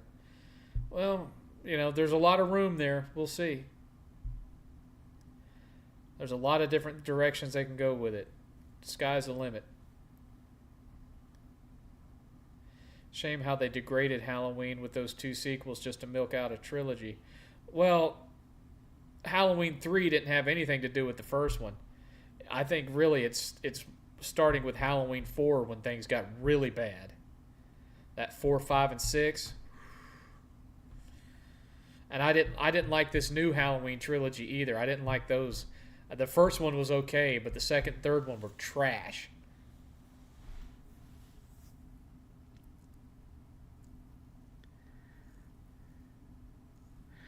Who has the best chance to compete with PlayStation in the future? Amazon and game console I don't know about Amazon, man. I don't know about that. There's too many floating variables around right now. I mean, it feels like we're in a gaming recession as it is. Hard to predict what's going to happen. Sony should buy back Spyro the Dragon. They never really owned it because it was kind of the same situation with Crash Bandicoot.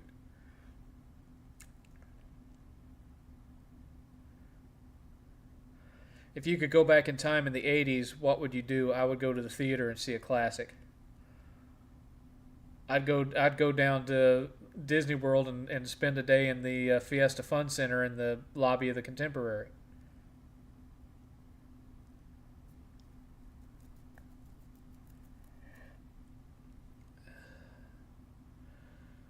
And then I would time travel just a little bit farther forward, and I would invest in Amazon stock. and then I would come back to modern day, sell all of it, pay the tax on that, and retire. Just take early retirement.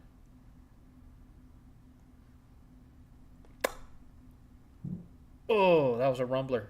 Magic powers.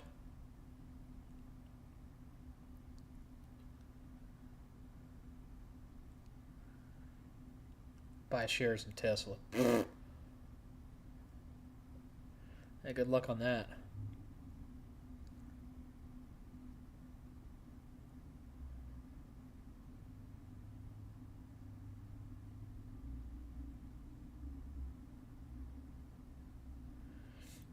The guys that are renting the house next door, uh, one of them owns this modded Dodge Charger that they've got riding way low to the ground. It has a crappy paint job on it, and it has like the muffler on it doesn't work worth a crap. So every day when they start it up, you hear it all over the neighborhood. I would imagine that several people have filed complaints on him because it's like every morning, like 7:30, 8 in the morning.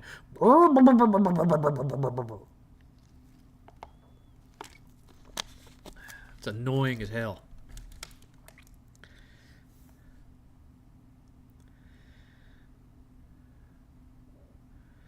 Y'all wouldn't pull a Biff and bet on past sports games? No. I'd pull a Biff and invest in stocks that I knew were going to be massive. And then put that money in interest earning accounts and retire and live off the interest. I don't need to live in some 10,000 square foot mansion. I'm fine with this right here.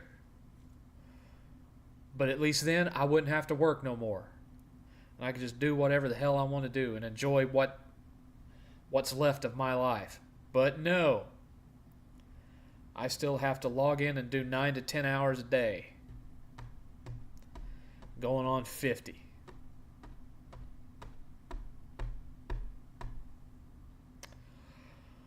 Oh well, that's how it goes. That's how it goes. Everybody knows. Everybody knows.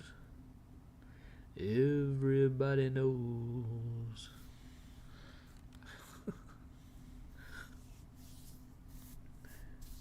Create the internet. Right. Buy Bitcoin in 20... Shit. No.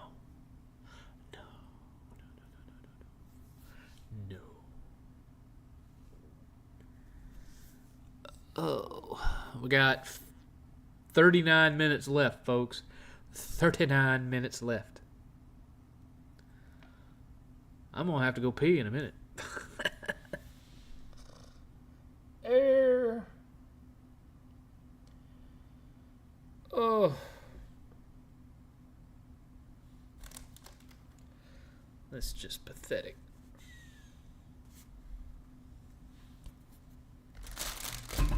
These are supposed to be signs to go in your front yard. These things, they're not even a full foot tall.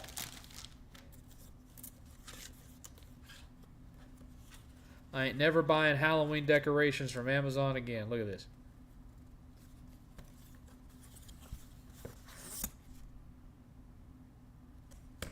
Look how tiny these things are.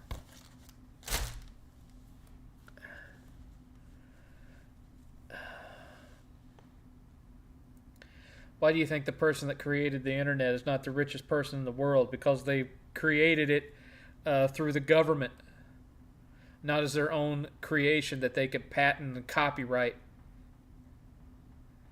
They were just a salaried employee of the government, DARPANet or whatever it was originally called. It's kind of like, why were so many of the early comic book artists not millionaires? Because they didn't own the characters they created. The company they worked for owned them. Did you see the God of War remaster rumors? Yes, I saw them. Do you think Andre the Giant's flatulence would dwarf yours? Oh, absolutely. It'd probably blow me out of the water, literally.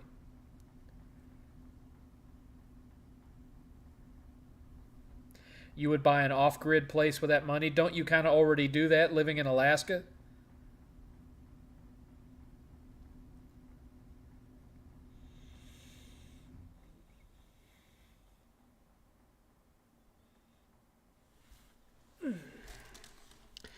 You know, I'd still look like my younger self if I didn't have all this gray in my beard. Like I don't have wrinkles at all. I'd still look like myself if it wasn't for all of this. I should just shave it, trim. The reason I've let it get bushy like this, it was for Sarge's look, but I ought to just trim it back down and dye it. Because that's the only thing that actually makes me look my 50 years. I don't have wrinkles, you know.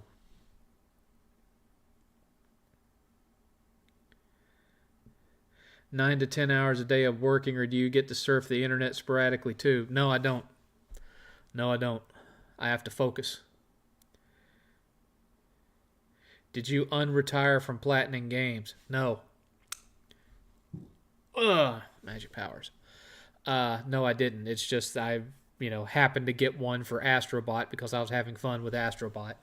And, I didn't really care about it, but Eighth wanted to help, and so he finished those last handful of levels that I was having difficulties with.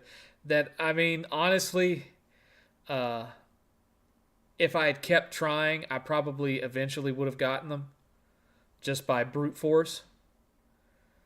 But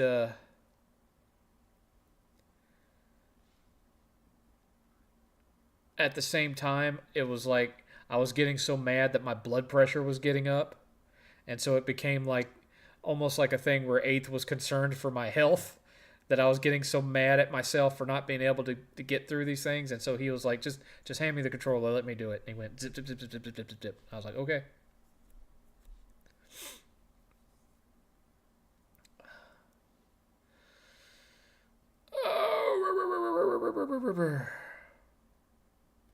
I don't know why I am craving pizza, but I'm really craving pizza.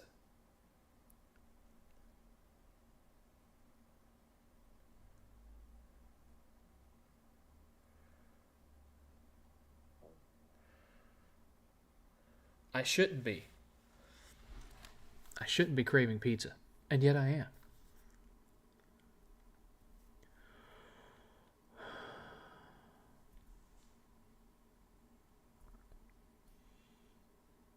Because ordering pizza for me and Eighth is not a cheap thing.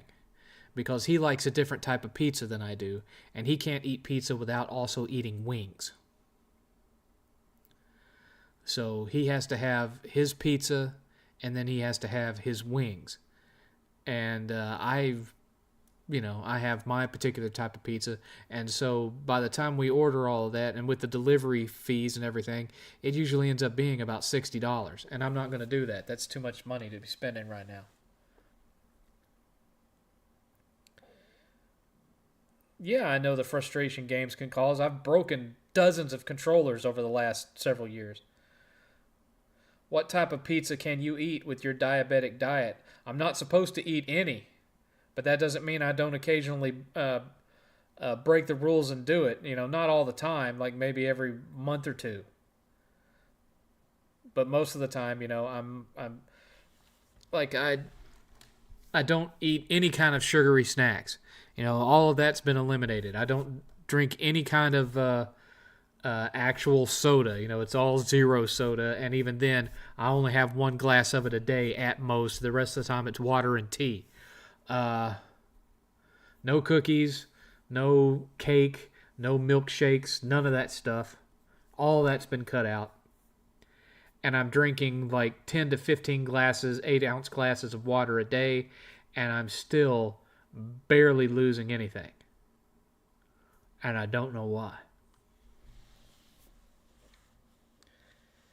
I can't have fried chicken without French fries. Okay.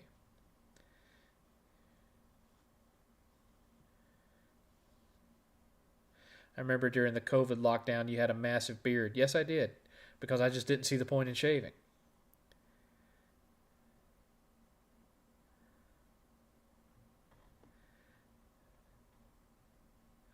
Do you like the parm crusted papadilla from Papa John's?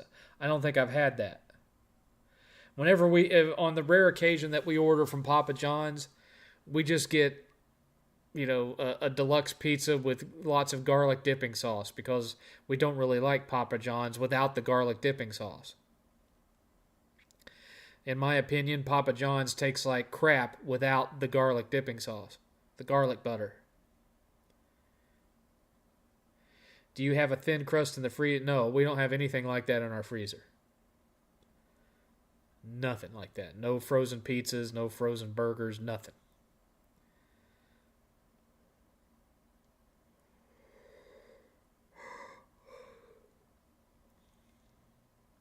Not a thing. 30 minutes left, folks. We're down to the last 30 minutes. So get your questions in. Get your questions in.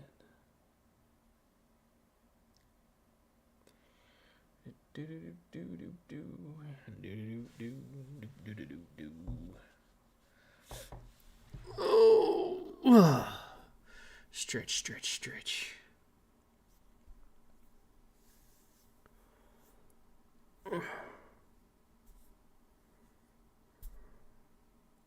Come on, meow.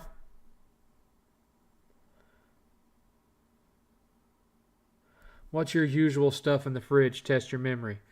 2 jugs of unsweetened iced tea, milk, eggs, cheese, stuff for making salads, sugar-free ranch dressing,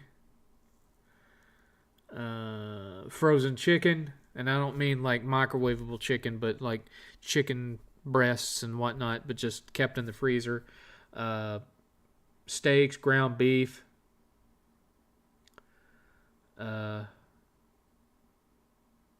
various other vegetables, and that's it, man. That's it. I mean, my daily intake consists of 2 scrambled eggs, and then no lunch, and then I'll eat meat and 2 veg and a salad, and that's it. If I get hungry after dinner, then I'll try to fill myself up with a small bowl of cereal or something like that. Every now and again, I'll get hit with like in just horrible hunger pangs, and I might have like some kind of a chip with like a low calorie salsa or something to dip it in, something like that. But yeah, I don't eat a whole lot, man. How much time do I have left? 29 minutes. 29 minutes.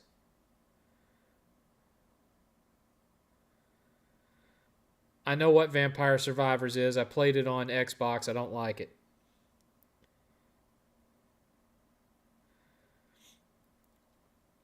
Doesn't do anything for me.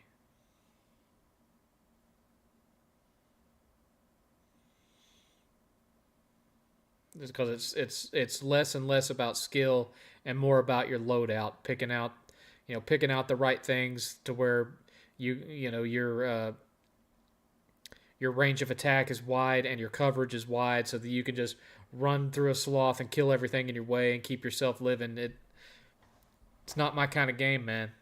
Not my kind of game.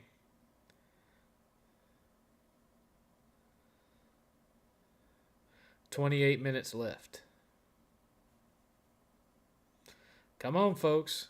I showed that there's 27 of you still out there. You can ask questions. That's what makes the show interesting. Let's go. Let's go. Technically, I should only have 15 minutes left, but I started 15 minutes early. So I am going to stay until 10. So 27 minutes left. Agreed, Fred. Who is Fred? There's no Fred here, video game lover. Favorite Wolverine film? X2?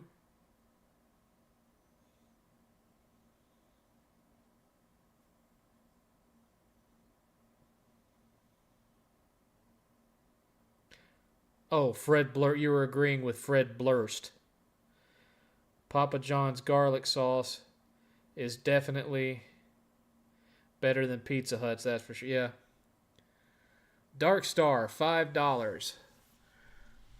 What high profile game company do you want to see go out of business? I would be fine with Ubisoft going out of business. I would be fine with Rocksteady going out of business. That wouldn't harm me at all. I'd have no regrets about either one of those. And that being said, there's a dollar bill.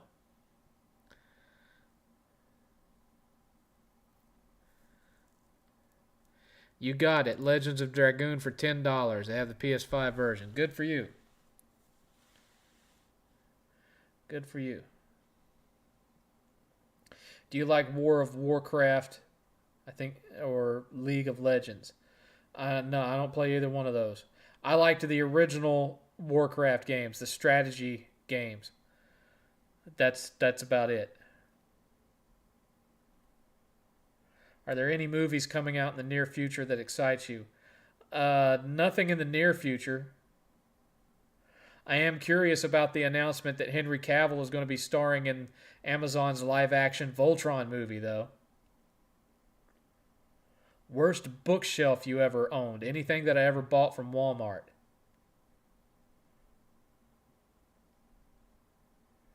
It would be funny if Disney bought Ubisoft. I'm glad you think it'd be funny. I think that would just end up making them even worse than they already are. Here's the opposite. What low-profile indie company would you want to see have bigger success? Oof. I don't know because I don't know the names of indie companies that well.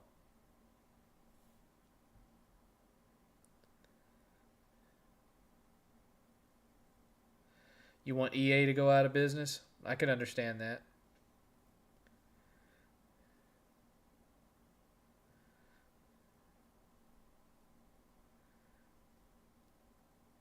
Have you heard of this ode to Buffy the Vampire Slayer called Blood? It's a cute little indie game. No, I haven't heard of it.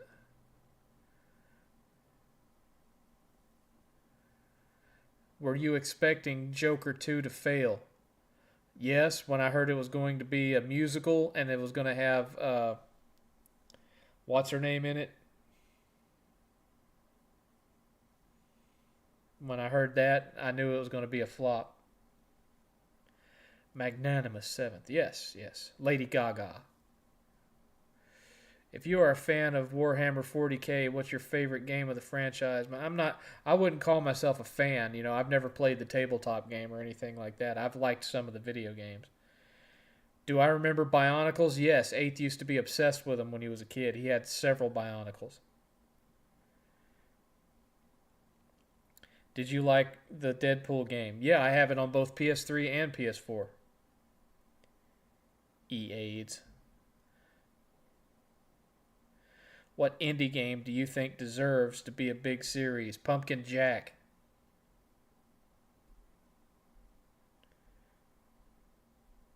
They're working on a Splinter Cell remake. I thought somebody said today that got canceled. I would love for Bionicles to come back. I never did care about them, but of course they were after my time too. But Eighth loved them to death. He had several of them.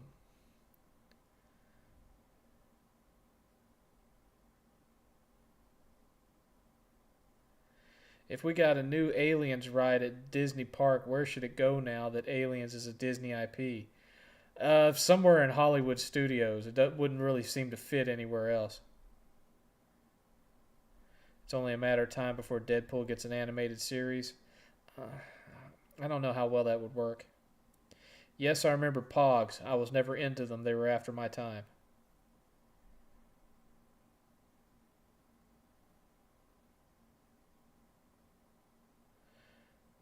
Worst PS3 game that's not that. What was it? That bike game. Ride to Hell Retribution is the game you're thinking of. Ride to Hell Retribution. I have not played Elden Ring. It went up to 8th room when we got it, and it's been there ever since. 7th, were the movers you got for this last move day and night better than the last group? Yes, because instead of going through a moving company, we just drafted a bunch of our friends to help us, and I rented a U-Haul truck. And my buddy Brian drove the truck for me, and a bunch of 8's friends helped to move all the stuff out of the old house and into the new house. What do you think is the worst studio acquisition? Bungie. Waste of money. What canceled game do you wish was brought back to life and completed? PT. Not for myself, because I don't care about survival horror, but because of 8th. 8th really wanted to play a full-length PT.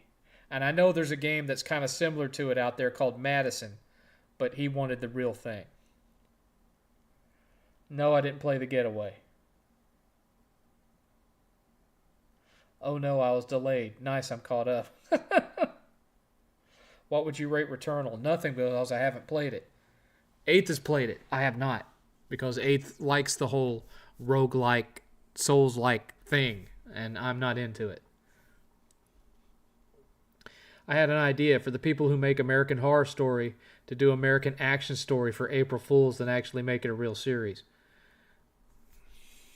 Would there be an audience for that? Seems like just a colossal waste of money. I hear Resident Evil 9 is going to be open world. Yeah, we'll see. I mean, Resident Evil Village was very similar to open world. You know, it had that whole kind of spoke wheel hub world thing going on. Sony only needed to buy Housemarque and Bluepoint. All the other acquisitions seem useless. You're not wrong with some of them. I don't have a favorite Resident Evil game because I'm not into survival horror. How many times do I have to say this? Have I ever been in a rodeo? I've been to a rodeo, but I haven't been in a rodeo. I've also been to a monster truck rally. Just once. My cousin invited me to it because he had free tickets from work. It was the biggest waste of an afternoon I've ever sat through. I feel like monster truck rallies are fixed. Like they're like pro wrestling with trucks. I think they already determined who's going to win short of a wreck.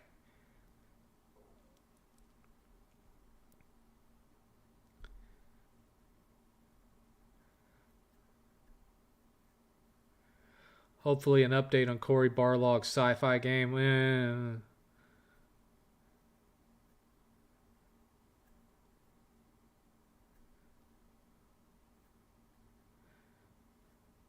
Do people wear cowboy hats in Texas?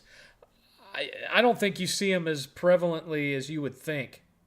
Like, I haven't seen a single person wearing one in my neighborhood. But, I mean, if you go to Walmart or somewhere like that, you'll see a few people walking around with them, but that's about it.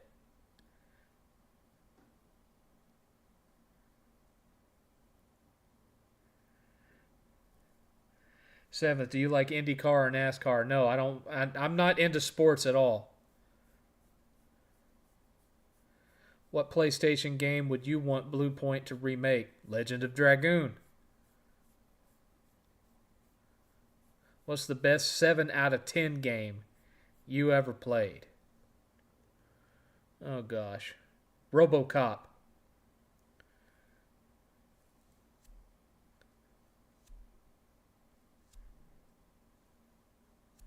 What game got you to really enjoy the PS2? I don't think I really got obsessed with PS2 or like really into PS2 until the original Kingdom Hearts.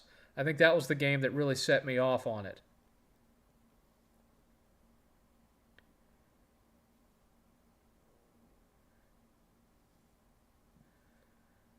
What's a stereotype, Shadow Deist? When there's multiple people in the chat, you need to specify what you're referring to. No, I don't like IGN at all. You convinced me. I bought Legend of Dragoon for $10. Good. You enjoy that. Got about 15 minutes left, folks. 15 minutes. And thanks again, Darkstar, for the $5.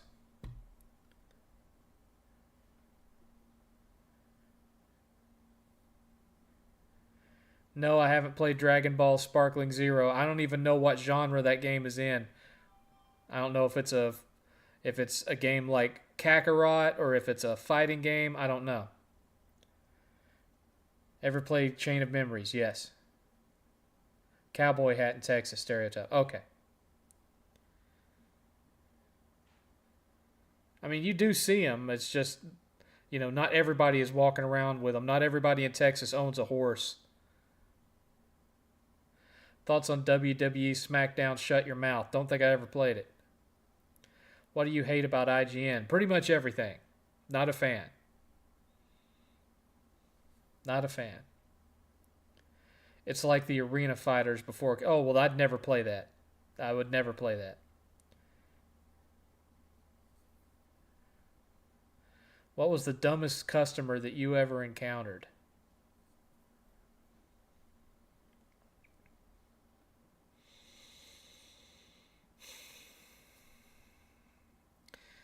I can't think of any one in particular customer. It's just people that won't listen, that will belligerently won't listen, that you will tell them the same thing 4 different times, 4 different ways, trying to get them to understand, but they don't want to understand. They just want you to wave a magic wand and fix it. They don't want to learn how to be self-sufficient and fix it themselves. They want you to just snap your finger and their problem go away. And that's not how IT works, but that's the way a lot of people want it to work, and they get mad at you when they realize that it doesn't work that way.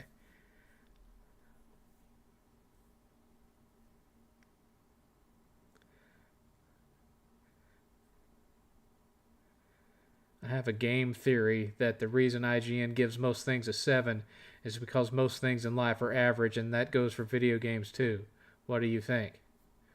I don't know. I think maybe Bill's trying to get a job at IGN. That's what I think.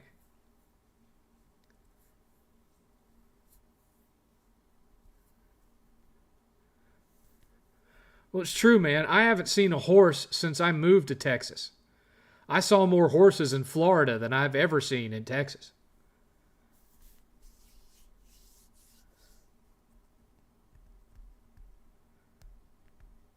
Do you help out with scam callers? I help people that have been, hacked and stuff, or been phished.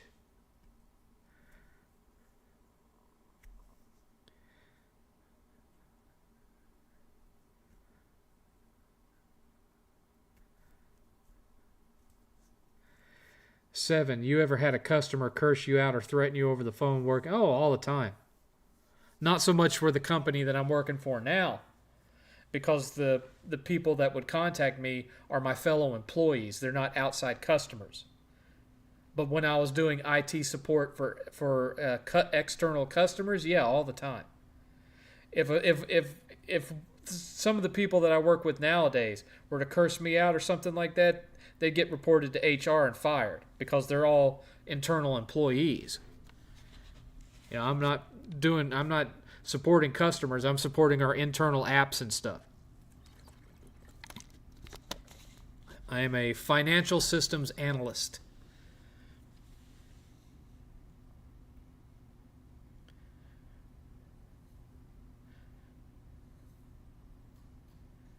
How do you handle the rude customers over the phone?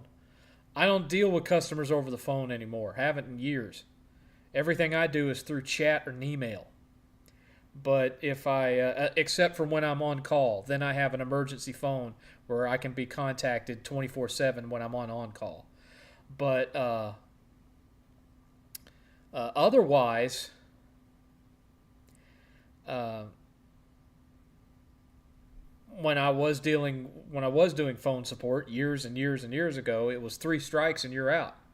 I'd warn you twice, and if you did it again on the third time, thanks for calling.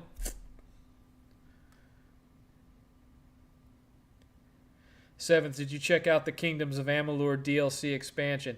No, I got the plat and never played the expansion. I have it installed, but I haven't played it.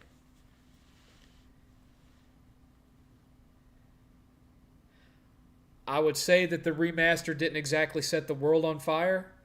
That being said, I loved it. Did you live near Jack Move John? I have no idea where Jack Move Johnny lives. I don't even know what state he's in, much less what city.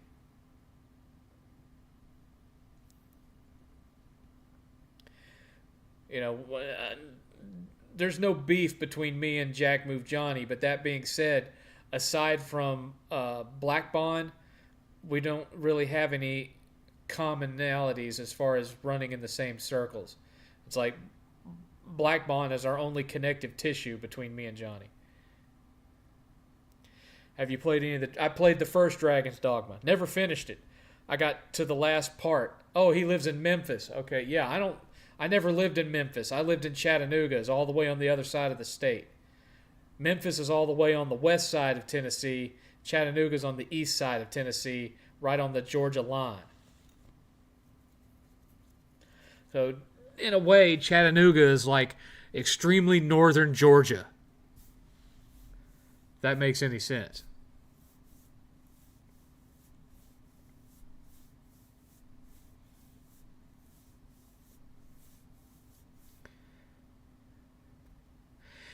Yeah, the original Kingdoms of Amalur only sold like 350,000 copies across two platforms. Because I don't even know if there was a PC version. Maybe it was three platforms, but it was definitely PS3 and 360, and it was like 350,000 units, something like that. So the remaster definitely sold better than the first game. Whether it was profitable or not, I mean, I'd have to assume it was. Have you met with people in the real who know you on YouTube? Yeah. Whenever I actually have the money to go to Retropalooza, I run into people that know who I am.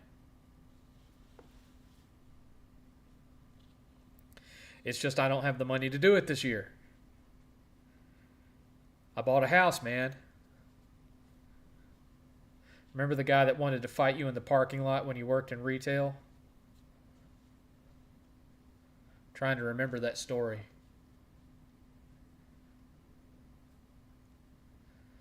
I mean, it's hard to nail down the one that you're referring to, but because that's actually happened multiple times, where people have tried to get me to come out in the parking lot to fight.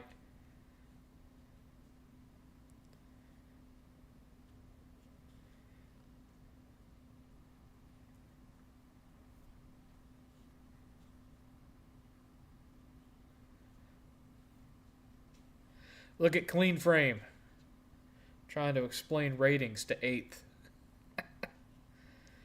See you later, 7th. I'll let you know how Legend of Dragoon is. Okay.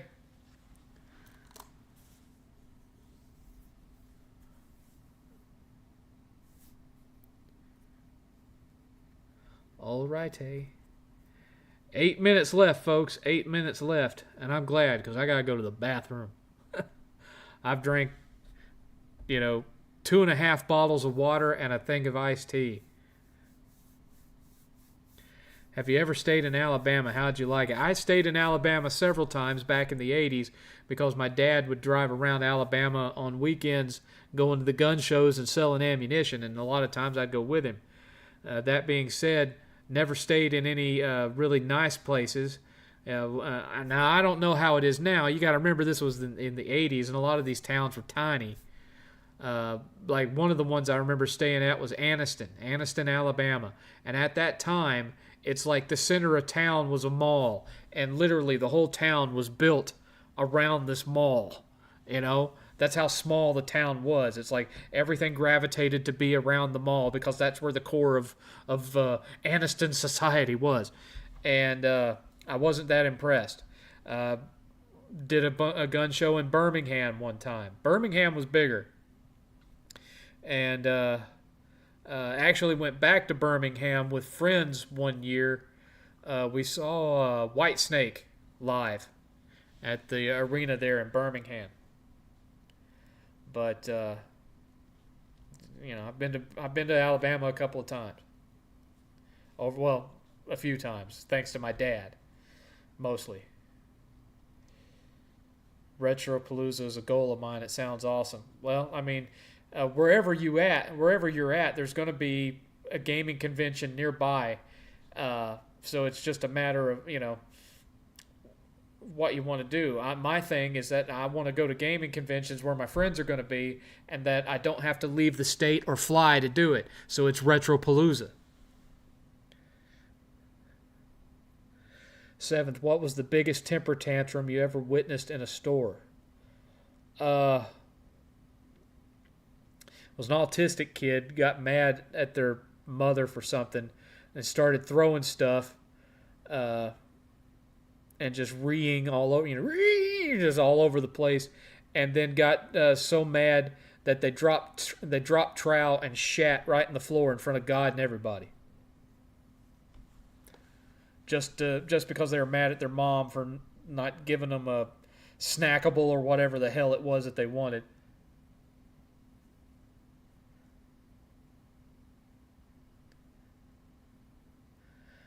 Because if something is obviously bad or obviously good, they rate it accordingly, but everything else is just for the mass appeal. Right. Have you ever considered opening a game store? I thought about it at one point, but nowadays it's too risky. It's too risky, especially with physical media so fastly eroding. It's not a good idea to do that now. Have you ever shot a 50 caliber round? No.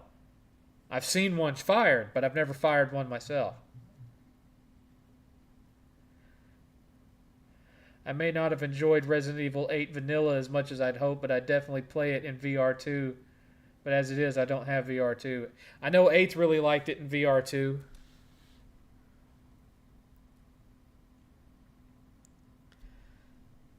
Do do do do do do do do do do do.